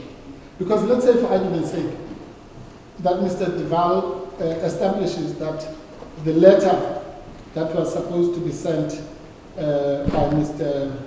by somebody we don't know was wrongly sent by Mr. South, for argument's sake, or the panel that was sitting was not properly constituted, or whatever. If that is so, that's the end of the case. You don't have to go to Makaiser. For what? Because remember, when Mr. Duval argues this first point, conceptually you have to assume she's guilty of Makaya. Assume she said, there's no debate, she said, I will resign from the DA. Assume she said that. But if the clause was misapplied by the DA, then she can't, the whole thing cannot survive. So and that defense is like saying, my lord, that it's the thing I was talking about of improperly constituted. Somebody beats up another employee and so on, and then it goes to the board, and there's no doubt that he or she beat up the employee, but the board was not properly constituted. In many cases, that will say that person will be reinstated. So that's the structure, the mental structure of the argument. By the time you get to this analysis we're doing, you would have had to pass so many hurdles that I'm trying to put, and Mr. Duval will also try to put. Anything else you would like to say with regard to your points you want to make before we hand over to Mr. Yes. Duval? Yes, I want to move to the common law very briefly. What we say there is that, again, as I say, suppose that I'm wrong on the first law. What we say is that our courts have clearly imposed the standards of fairness, good faith, ubuntu, and bona fides, good faith, that's the same thing. And reasonableness, sorry, that's the fourth one. And in short, what we say is that now we're not saying the clause is invalid. That's another crucial distinction. We will be saying the clause is unenforceable in the contractual sense of the word. In other words, its invalidity owes not from constitutionality, but from the fact that it is contra bonus mores. And that simply means that, and it's a clear statement of our law, that a clause in a contract that does all the things we've discussed this morning and impairs fairness, can be applied inconsistently, or was applied inconsistently here. That conduct is itself against public morals. And therefore, on a purely common law contractual basis, you cannot enforce this clause in these circumstances. The second leg of the common law argument is around what we call waiver and the doctrine of election. And that argument, again, can be summarized very briefly. It simply says, and remember now we're in contract land completely, it simply says the DA, and it must be read together with the Malafide argument, which says this is a whole unlawful scheme. At a certain stage, at the very least, between the 2nd and the 8th or the 7th of May, the DA was what we call in law blowing hot and cold. It was approbating and reprobating. What does that mean? It simply means that they were pretending or telling the applicant that they are invoking the recall clause or the de Lille clause. Meanwhile, at the very same time, they were invoking the automatic cessation clause. What's wrong with that? You can, in our contractual law, you must make an election. If you elect to enforce the contract, then you abandon the right to resign from it, so to speak. So you can't at the same time be blowing hot and cold. And to the extent that they were, for a period, I think of about 3 or 4 days, were doing both things. They, even under the normal common law, the cancellation, and they accept that this can be seen as a cancellation of the contract, would be incompetent. So that's the second leg on the common law. Mr. Mpofu, I'm sorry, can I engage you on that? Yes, please. The way I understand the law on that aspect is that if in regard to the breach there is a blowing of hot and cold and you appropriate and reprobate, yes, then you can raise the argument. But aren't we confusing two separate processes? There was a process on the go where they had tried to apply the recall clause or the accountability clause or the de Lille clause as you call it. Whilst that was underway, they received draft papers challenging their application of that clause, and they, as I read the documents, they'd given that over for legal advice, and in the process of doing that, there was a complaint lodged by Ms. Kopani, the provincial leader of, or a referral from Ms. Kopani to the FedEx, and that then resulted in a letter going out to Mr. Will. Where's the inconsistency in the blowing of the hot and cold? Okay. The minute the complaint was brought to their attention, they instituted whatever processes they were required to institute in terms of the rule. Surely the blowing and the hot and the cold and the reprobate, approbate argument can only apply if it is in relation to what they did pursuant to the breach, not because there was some other process on the go. Right, okay. No, your logic is quite correct. Except that the sequence is not like that. The sequence is as follows. There is evidence here, I'll get to the page, where Mr. Self says that he became aware of the interview on the 26th of April, right? Then on the 2nd of May, he received the so-called complaint, and Mr. Deval will show that that was not even a complaint. But for now, let's say it's a complaint. He received the complaint. Now, according to their understanding of the rule, that's just another criticism of the rule, which I didn't even get into. Its effect is retrospective. In other words, you can receive the complaint on the 2nd, but actually the resignation happened on the 26th of April. But let's put that aside.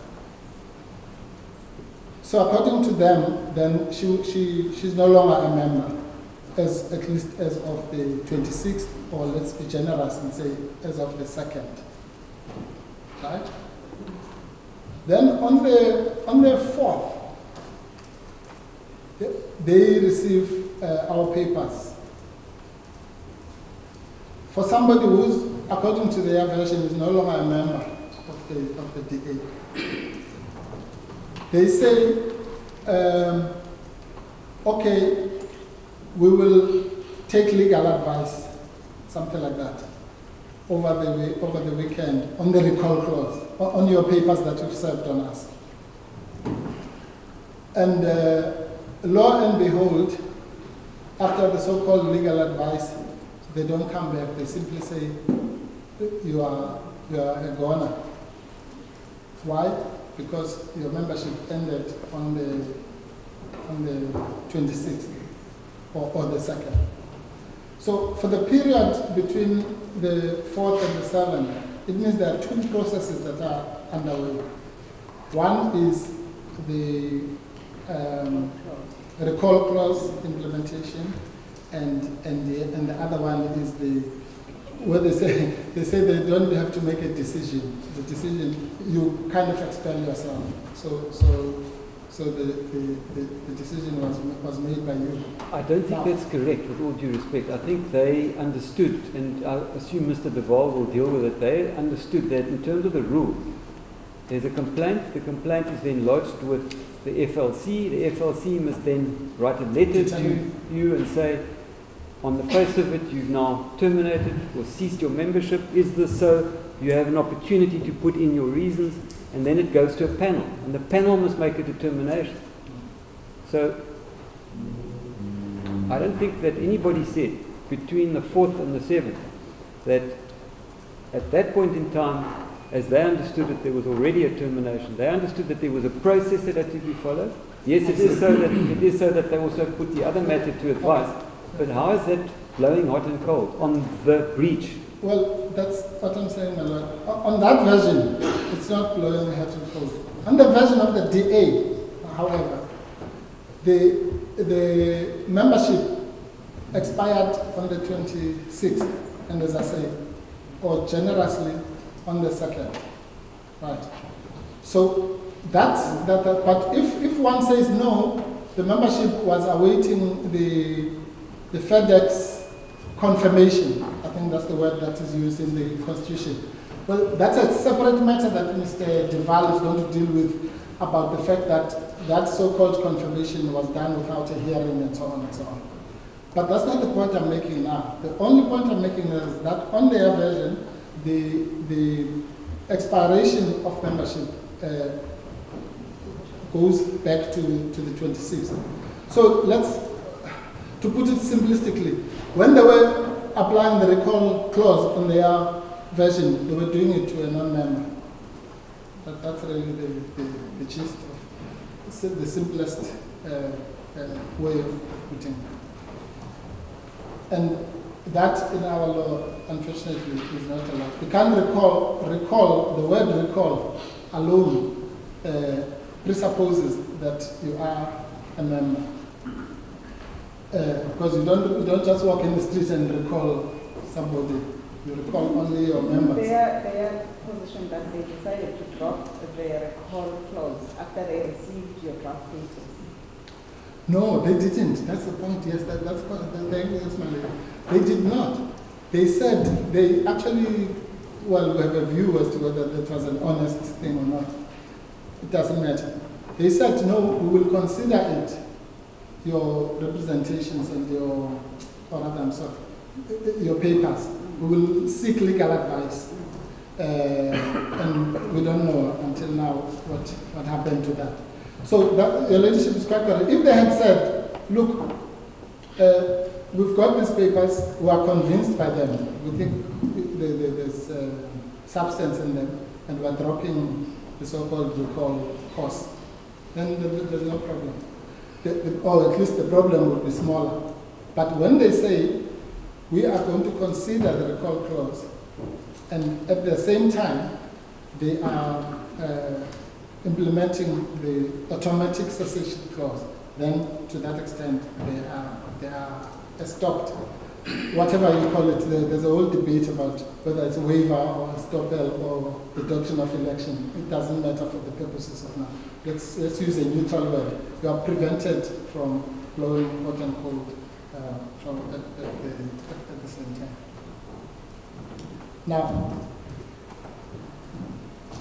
the issue, if I may, I'll come back to this aspect. I just want to approach it from a different angle. Let's talk about what I call the malafides. Remember that, and this relates to the malafides claim, our malafides claim, and also to the question of costs, as it relates to the question of costs, so that I don't have to repeat those arguments. What we're saying is that, and we will develop this more in reply in relation to the new affidavits about the so-called stripping of her powers and so on. What we're saying is that consistently from the beginning to the end, the conduct and behavior of the DA in these proceedings is very much consistent with a party that seeks to achieve lawful ends by unlawful means. What does that mean? You've got the Part A application here.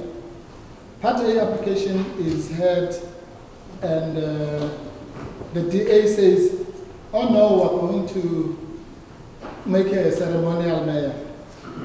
Anyway, in other words, in fact, there's one of them, I think it's Mr. Nelson, even says the court did not understand the dynamics. I think that's what he says. The court did not understand the dynamics, we are still going to strip her. Well, whether or not that is contempt of court in the classical sense of the word, at the very least, it is conduct unbecoming of a government that is supposed to abide by court decisions. Then we have Ms. Mazzoni. Ms. Mazzoni says that this whole thing is about misconduct of Ms. de Lille. We've put the article that she wrote in the City Press. The press, no, it's actually an article that she did herself. She says, no, you don't understand this whole de Lille thing. She stole this, she did that, maladministration, all the words you can think of. I'm sorry if I can just. Yes. It's at page 463. Yes.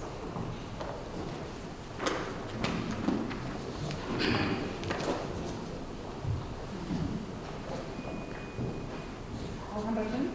463, my lady. Is that part of the new affidavit that we filed? currently? Yes. No. It's our replying affidavit.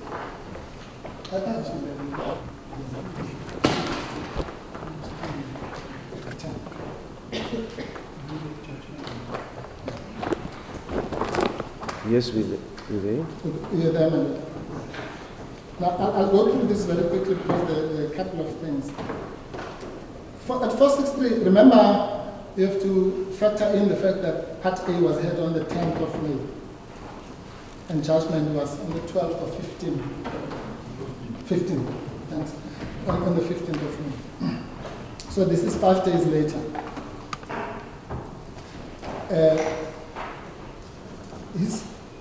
She says, 1, 2, 3, the fourth paragraph. Any DA public representative who does not adhere to the DA's high standards of clean and efficient governance will be removed. Surely all South Africans want that, blah, blah, blah. Then the next paragraph, she says, here we have a mayor who has ceased to perform her mayoral duties to the high standard we should demand of our mayors. Then there's a reference to specific wrongdoing. And then the last paragraph, but one, her poor handling of the drought crisis alone should be grounds for disciplinary action. Then she goes on about the Bowman Gilfillan thing and gross misconduct. 1, 2, 3, 4. On the right-hand side, the fourth paragraph.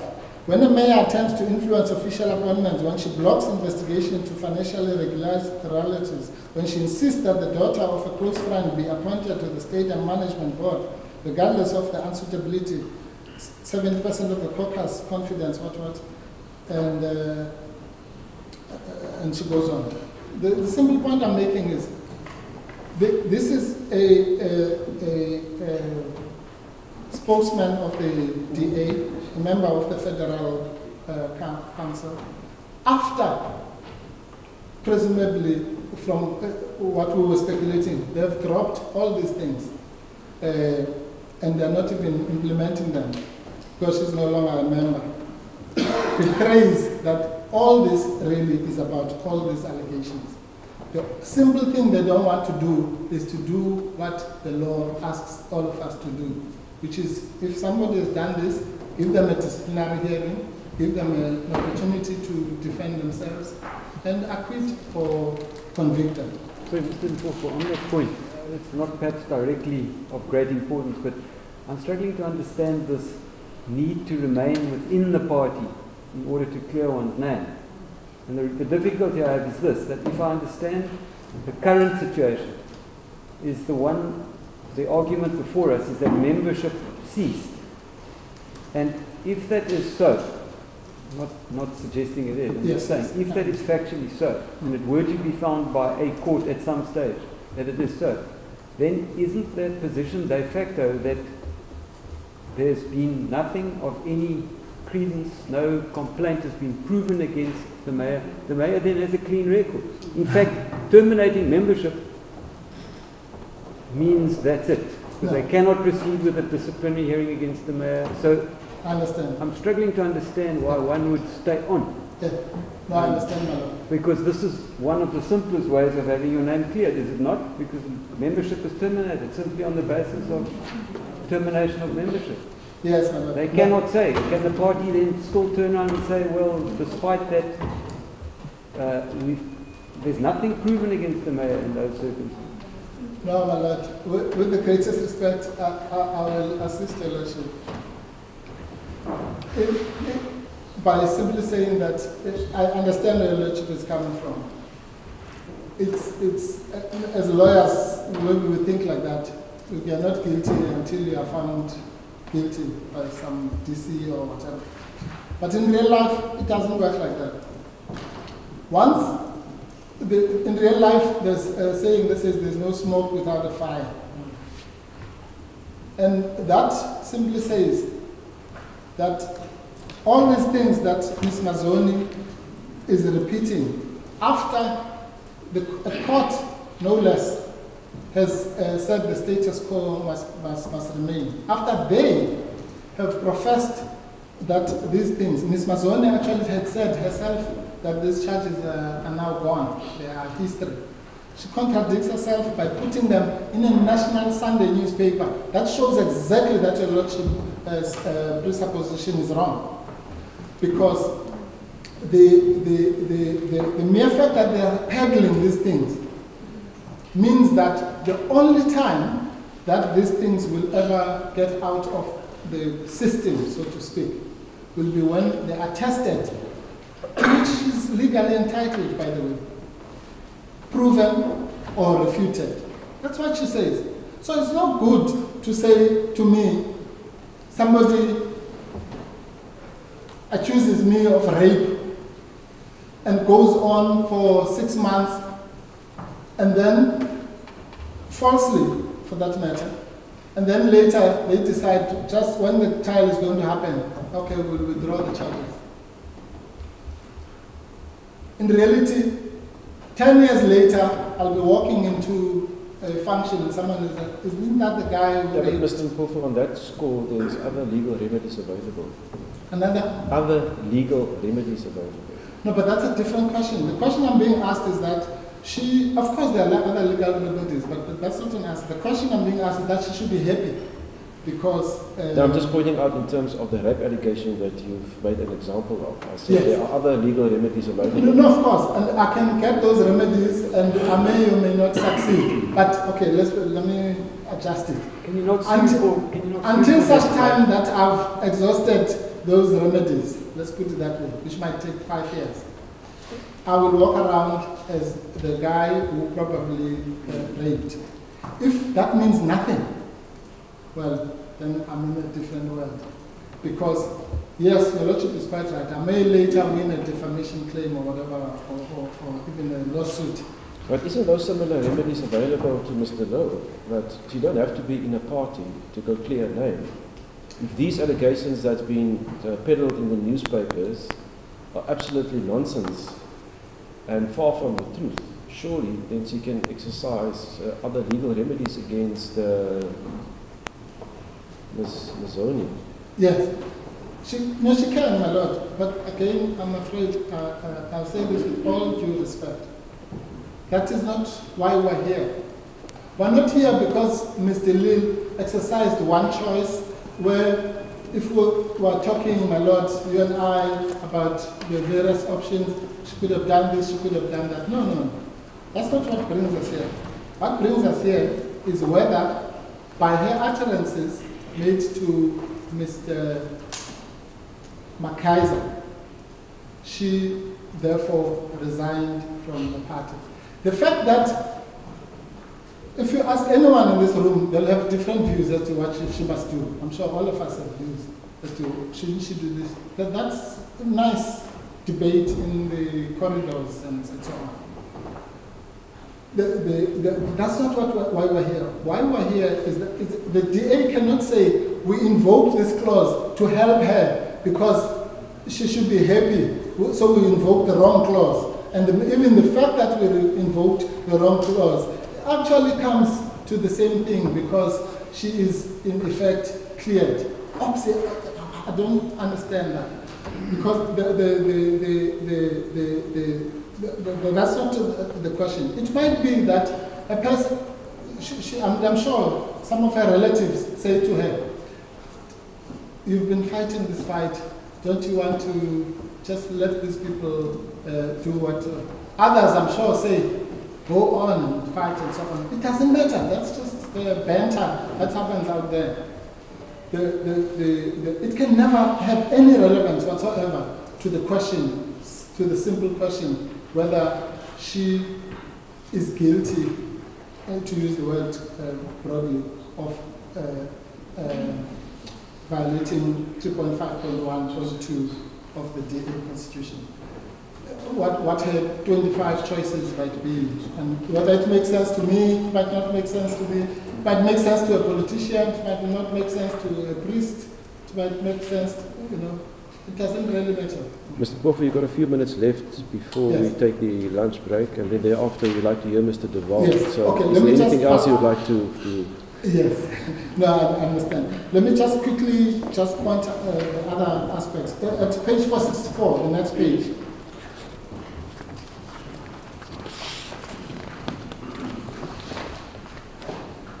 This is the DA statement, where they say that, second paragraph, "We will not relent in our mission to put Cape Town first and ensure that maladministration and misconduct is kept out of the mayoral office." Okay? "We will be relentless in pursuing what is right, maladministration." Last paragraph, "She acted in a manner which judge as no longer views herself as DA men will do anything to undermine the party," putting words in the mouth. The next page, "A mayor who has lost the confidence of 2/3 of her caucus, autocratic style of leadership, she'll now act in a ceremonial manner." Next page, "Victimization and bullying. We remain resolute in our commitment to make our case in the courts and holding the elected representatives to account for their misconduct." This is another one. Next one, "We are only pursuing this matter because we remain steadfast in our commitment to deliver a clean and effective governance, zero tolerance for maladministration and irregularities." The point is simply that, okay, let's go to the next page, 467. This is after the judgment.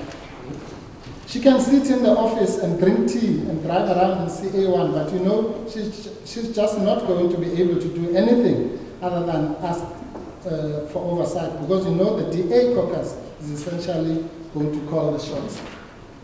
You can go on on the next page. And then there's a nice one on 470. This is the pamphlet that is spread around to members.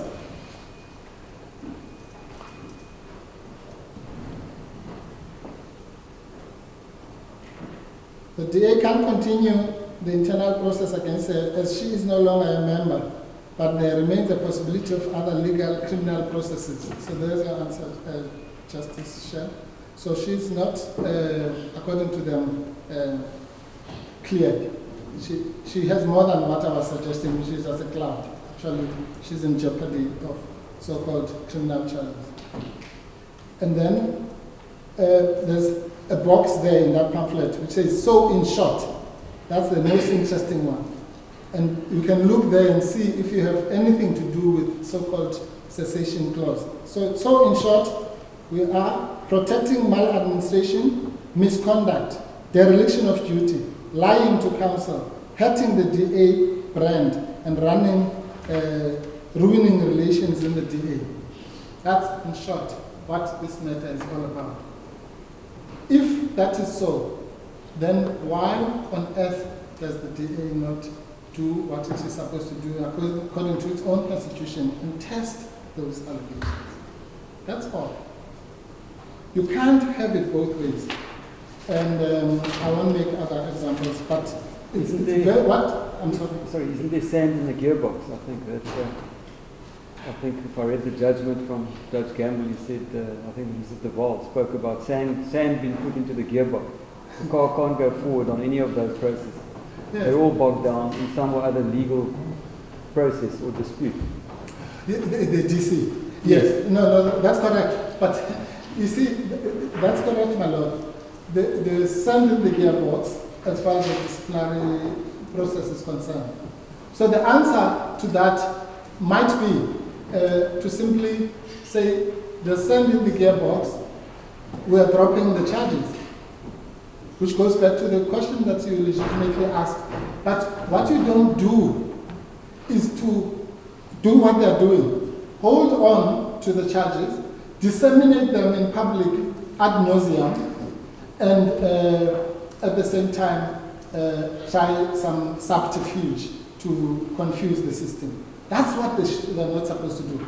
They're supposed to say, either we see this thing through, or, it's almost like, my lord, in the unlawful arrest cases, you have somebody who is arrested for X, and then the police or the prosecution realize that there's going to be sand in the gearbox here, or something, the witness has died, and so on.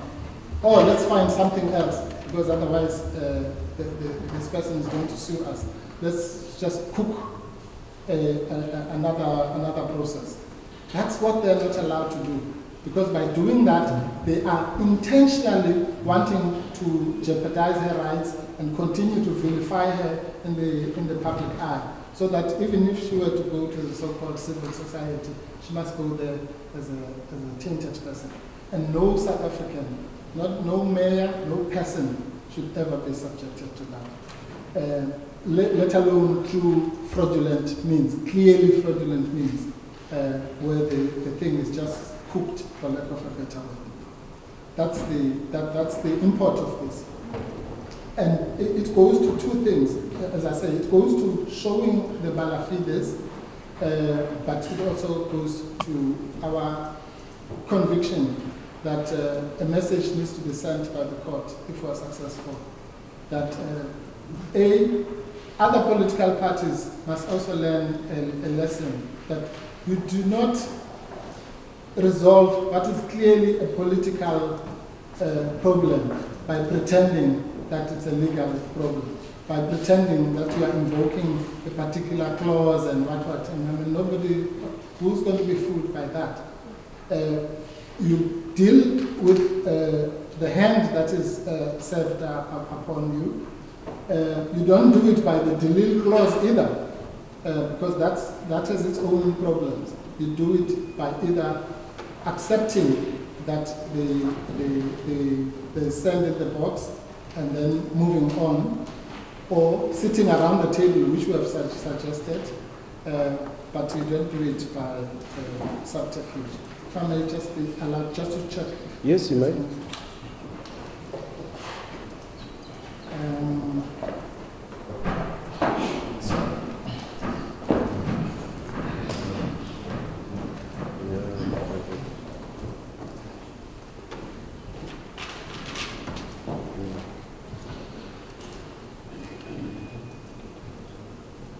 Yes, there's a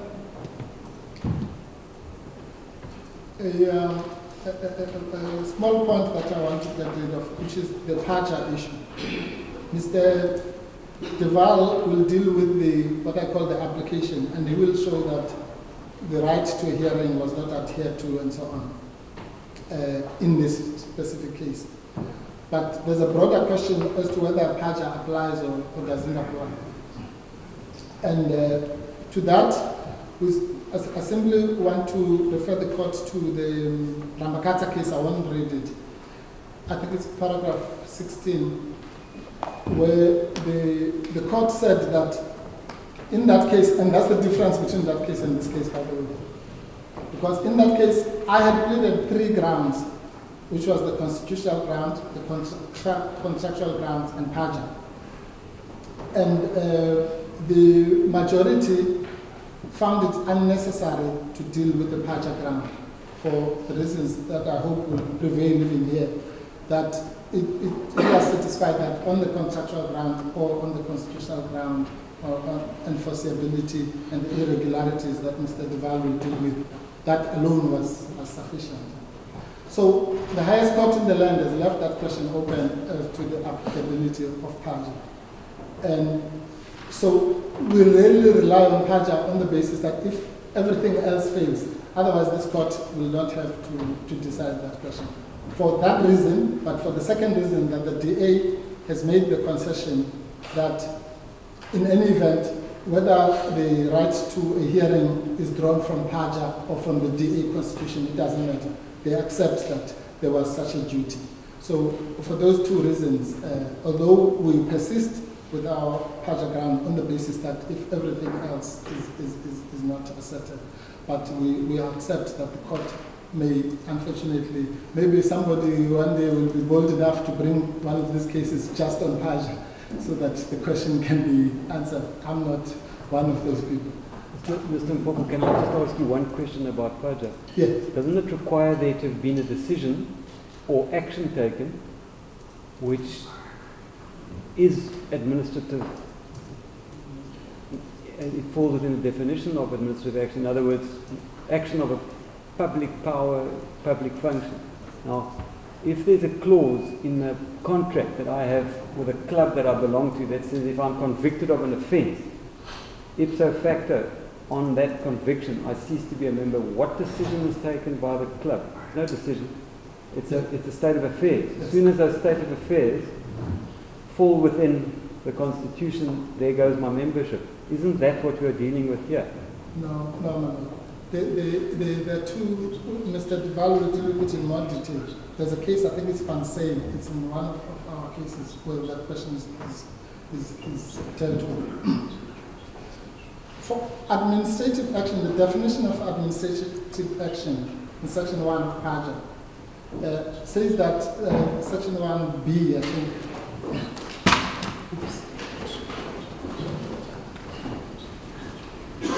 it's in the BB, bundle BB, at paginated page 1.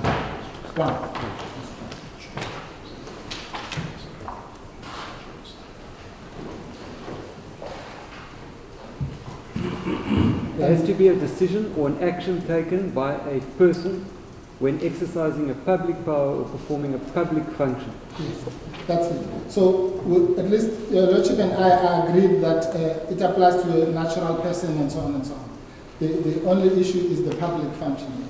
Now, here's the answer. The DA, at least to its credit, has said in the answering affidavit that this matter affects the rights of all citizens. That's self-evident. And that is not a purely private, I think the words they use, they say it's not a purely private matter. In other words, if it's not a purely private matter, it's a public matter to the extent that it's not a private matter, and that's the opposite of private. So all we're saying is that to the extent that it has public manifestations and their conduct really, as I said, if you strip it of the pretense, was to remove the mayor of a city. That action, albeit it is performed by a private party called a political party, the action that they are taking actually has a public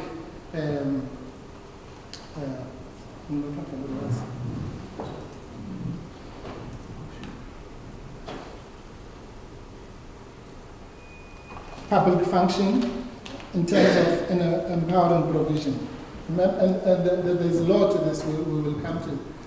The words empowering provision in that section have been interpreted by our courts to include a contract when you are dealing with juristic persons.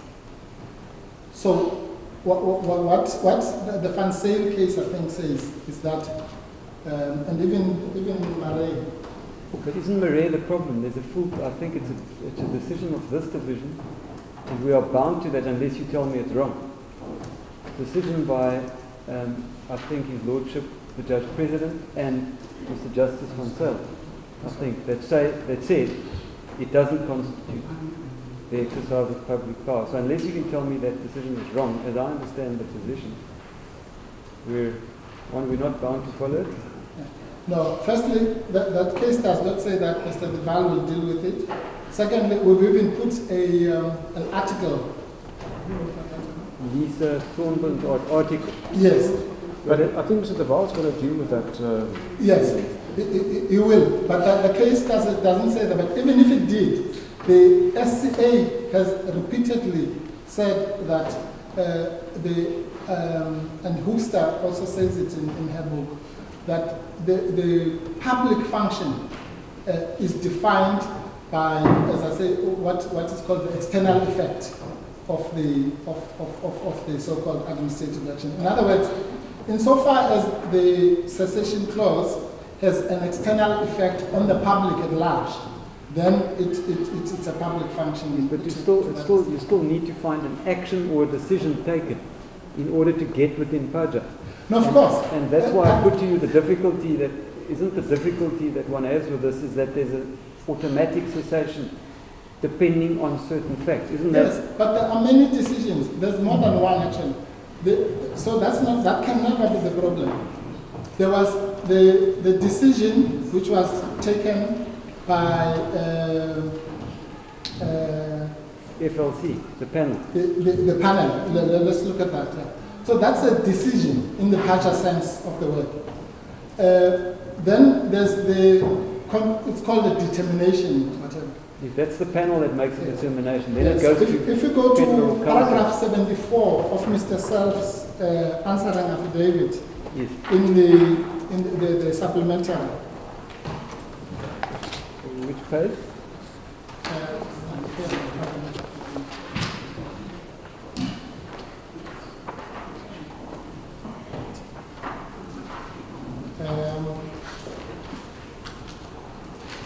This one, 74 of Self. The answer after. Oh, I'm sorry, I'm looking at the wrong bundle.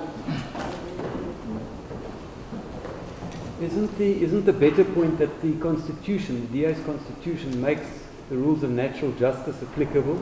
So we don't need to, because it's a vexed question. There's some decisions saying one thing, some saying another. It depends on the extent of power that this body exercises, the effect it has. Does it regulate a large sector of society? All the jockey club and other cases. No, the jockey club cases deal with the conceptual point. Yes. This point, my Lord, I'm not going to spend lots of time on it, except for the reasons that your Lordship is expressing, that in any event, if we are both wrong for some reason or one of us is wrong, there's still the DA constitution for the hearing. But let me just address the question of the decision. Remember, Mr. Self said earlier that this whole thing is just much ado about nothing because the DA actually does not have to make a decision, which is what your Lordship was saying, because the thing operates automatically. And then at paragraph 74, page 397.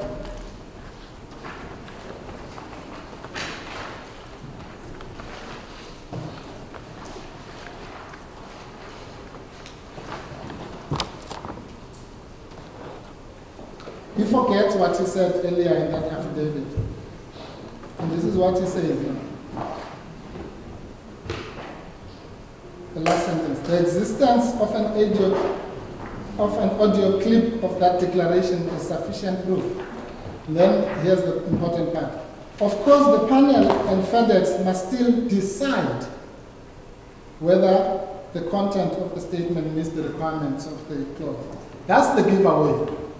So the DA actually acknowledges that there's a PAJA-like decision to be made as purposes. So that would deal with that point. But as I said, Mr. De Waal will deal with it. I'm not going to belabor much the question of cost. We have gone extensively in our replying affidavit as to why there should be punitive costs. All I want to say is that the punitive cost order that we seek extends to this part and also to Part A, insofar as Part A was a subject of those verbal attacks on judges and all sorts of things that I've already referred to. But the genuine, everyday expression of that is simply that we should not be sitting here. We shouldn't be having 3 judges of this division listening to something that is clearly contrived, that is made clear, and we are likely to waste even more time of other courts going forward. It must be, the court must really send a message to say political parties, religious parties, or whatever associations, at some stage must solve their problems in a place that is other than a court. And the fact that this whole crisis is really affecting the governance of the whole city. So literally every member of society has an interest in this. There must be wisdom somewhere within that party that can resolve this. This is not it, because this can go on for the next elections are in 2021, and it can literally go on until then. Then what? Because we can all put clause this, clause that, clause that. The issue is that this thing does not belong here. And the utterances of the DA themselves make it very clear. Yesterday, Mr. Maimane even said, even if we wanted to settle this matter, there will be backlash in the caucus. So what? Why must you be preventing backlash in the caucus, a political issue, by wasting all our time sitting here? That was, if it's contested, I'll bring the front page of the Sunday Times yesterday. But I'm not making that point frivolously. I'm simply saying, that it's very clear. If you look at the utterances, the body language, if you like, of the DA, it's very clear that this thing is for one reason and one reason only, to get rid of Patricia de Lille by unlawful means. And that must be deprecated. Thank you. We will hear Mr. De Waal after lunch. We will adjourn and resume after lunch. I'm entitled to the boss.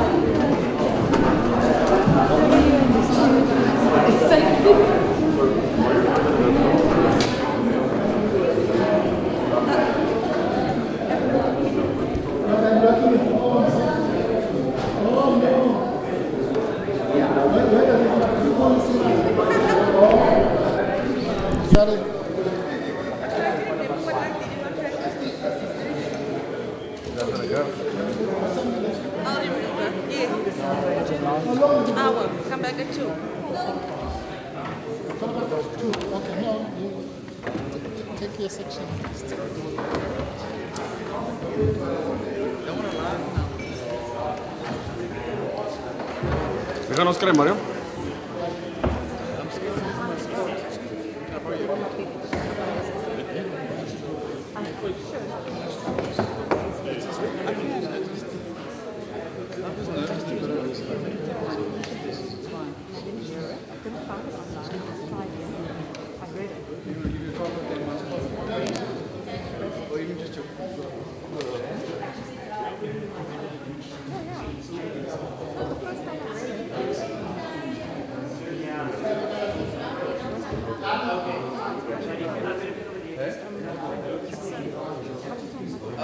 Yeah, I lost a lot, I think.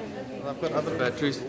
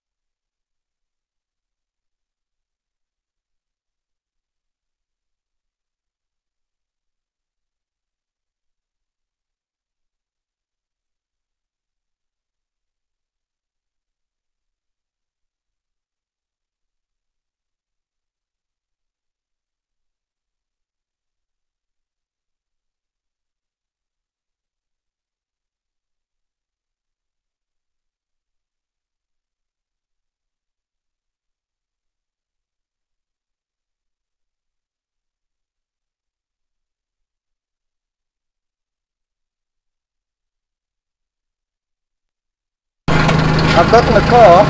Which show is this? Okay, okay. He's supposed to be coming to me now, but are you ready for me? Can you see the outside of the court? From the van, DSNG. I think there's a big case or something happening. Yeah, it's satellite. We are using DSNG. I have no clue what number this is. Well, I'll find out what satellite we're on. Yes, I'm in Cape Town.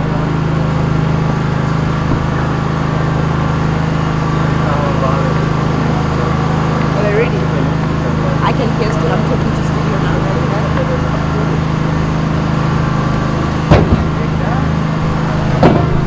Straight.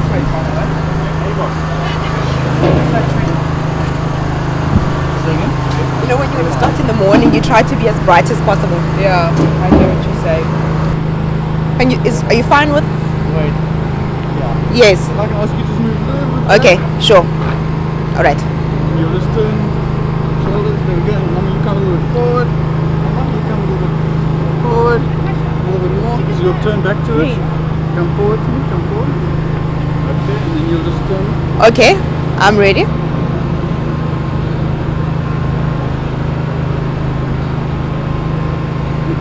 Okay.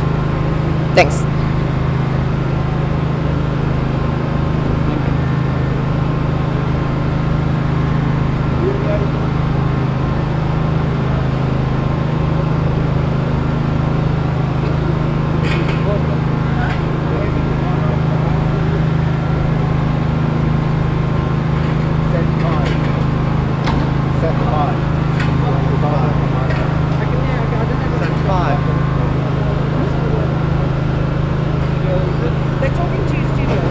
Can you hear them?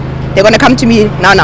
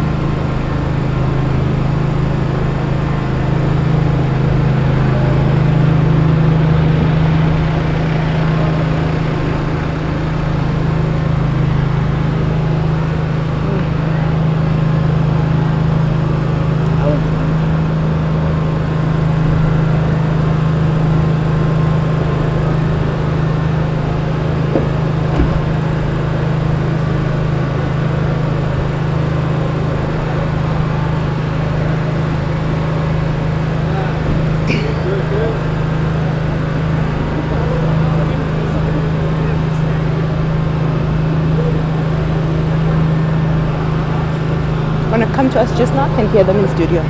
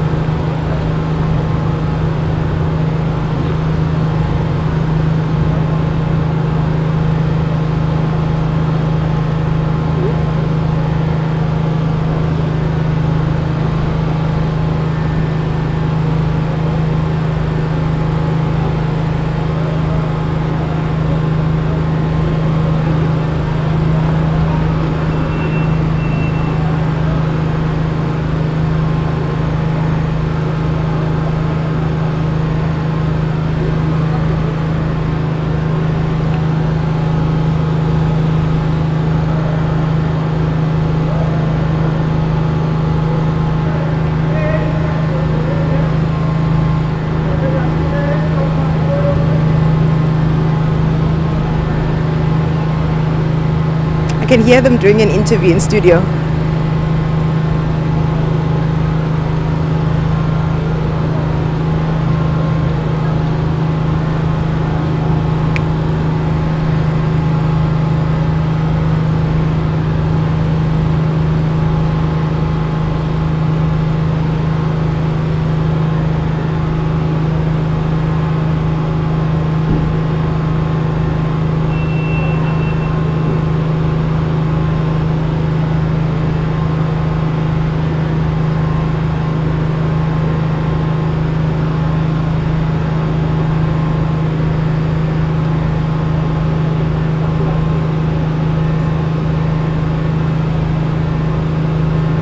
Well, a very good afternoon to you. I can say that the better part of this morning here at the Cape Town High Court was taken up by Advocate de Lille, arguing the DA's constitution. And basically what he's been arguing for most of the morning is that the DA has always wanted Mayor Patricia de Lille out, and they were going to do that whether legally or illegally. On the legal side of things, he said that they tried to do this through a motion of no confidence in council, where they failed. They tried a disciplinary hearing where they failed. You'll remember that there was a disciplinary hearing that was started in the earlier part of this year, but that abruptly came to a halt.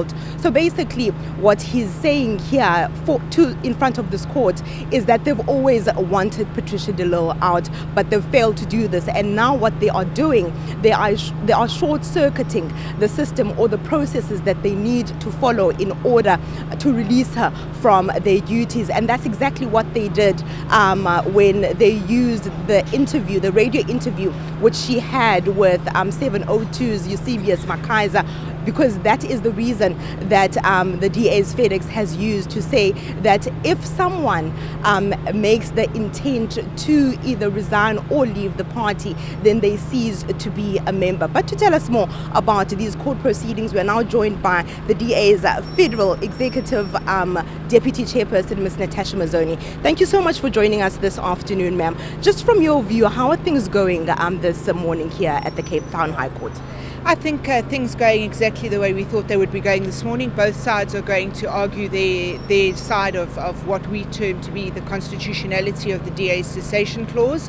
Started out this morning, as you correctly said, by Advocate de Lille, and later we'll hear from the DA advocates as to exactly why we believe our constitution is in fact holds constitutional muster. And that's what the crux of the matter is today, is to determine whether or not the DA's constitution holds constitutional muster in terms of whether or not our cessation clause is in fact constitutionally upholdable and correct in its interpretation. Now, Advocate de Lille was very technical this morning, saying that there were other members within the DA, such as Mr. Maimani, such as Ms. Van Damme and Ms. Ngwenya, making similar statements, yet they were never, their membership from the party was never rescinded. What's your take on this? I think that we must compare apples with apples, and I think that given what was said by Mr. Maimani, Ms. Van Damme, it's simply two completely different issues to what was said on the radio in the interview with Eusebius Makaiza. Eusebius Makaiza asking Mr. Lille over and over again whether or not she still wanted to be a member of the Democratic Alliance, her answer being a resounding no, no, no, no, which in fact was read out by one of the judges today in the courtroom. So I think it's going to be an interpretation of the judges as to whether or not Mr. Lille in fact made her intention to resign, and whether or not she wanted to be a member of the Democratic Alliance, clearly known on the Eusebius Makaiza show. Just on something that happened last week in council, because Mr. de Lille was actually very precise on this, although he said he wasn't going to use it in court right away, where we saw Mayor Patricia de Lille being stripped of all her executive powers as mayor, reduced to ceremonial, with people saying that, the DA's caucus in the city of Cape Town is in fact taking word or instruction from the DA's FedEx. What's your take on this? Well, the fact of the matter is mayors have delegated powers which can be given to them and taken away from them. One of the problems was the Democratic Alliance felt that too much power vested within the mayor, and the council took a decision that was taken last week that certain delegated powers be removed from the mayor, which is completely allowable in terms of the Structures Act and in accordance with law. And it was simply a process that was put in place in the court. As you heard today, that is not what is being argued today. What is being argued today is simply whether or not the cessation clause of the DAs in fact holds constitutional muster. And just before I let you go, Ms. Mazzoni, if you can just explain this to me. You know, on the day that Judge Gamble reinstated Mayor Patricia de Lille in her role as mayor, he said he was doing this for the people of Cape Town, that he did not want service delivery to be impacted by what is happening between the DA and Patricia de Lille. So is this now that she's now being reduced to her mayoral role ceremonially not going to impact service delivery, because there has to be a meeting after meeting before anything can happen within the city? I think it's very clear to see that service delivery in the city has not been hampered in any way. The DA has been, we've stood very firm on this. The City of Cape Town residents must come first. The City of Cape Town must come first. And in all our actions, what we seek to do is not in any way to affect service delivery. In actual fact, to make sure that while these court cases are ongoing and these legal battles are continuing, that in actual fact the city continues to run and that we continue to deliver excellent services to the residents of Cape Town. Thank you very much for your time. Well, that there was Patricia Mazzoni, who is the FedEx's deputy chairperson. Sorry about that. Just telling us more how they feel about how things are happening here at the Cape High Court. Like I said earlier, for most of the morning it's been Advocate Dali Mpofu dealing with the DA's constitution and the fairness thereof. Now, after lunch, the matter will resume, and it's probably going to take most of the day here in Cape Town. With that, it's back to you in the studio.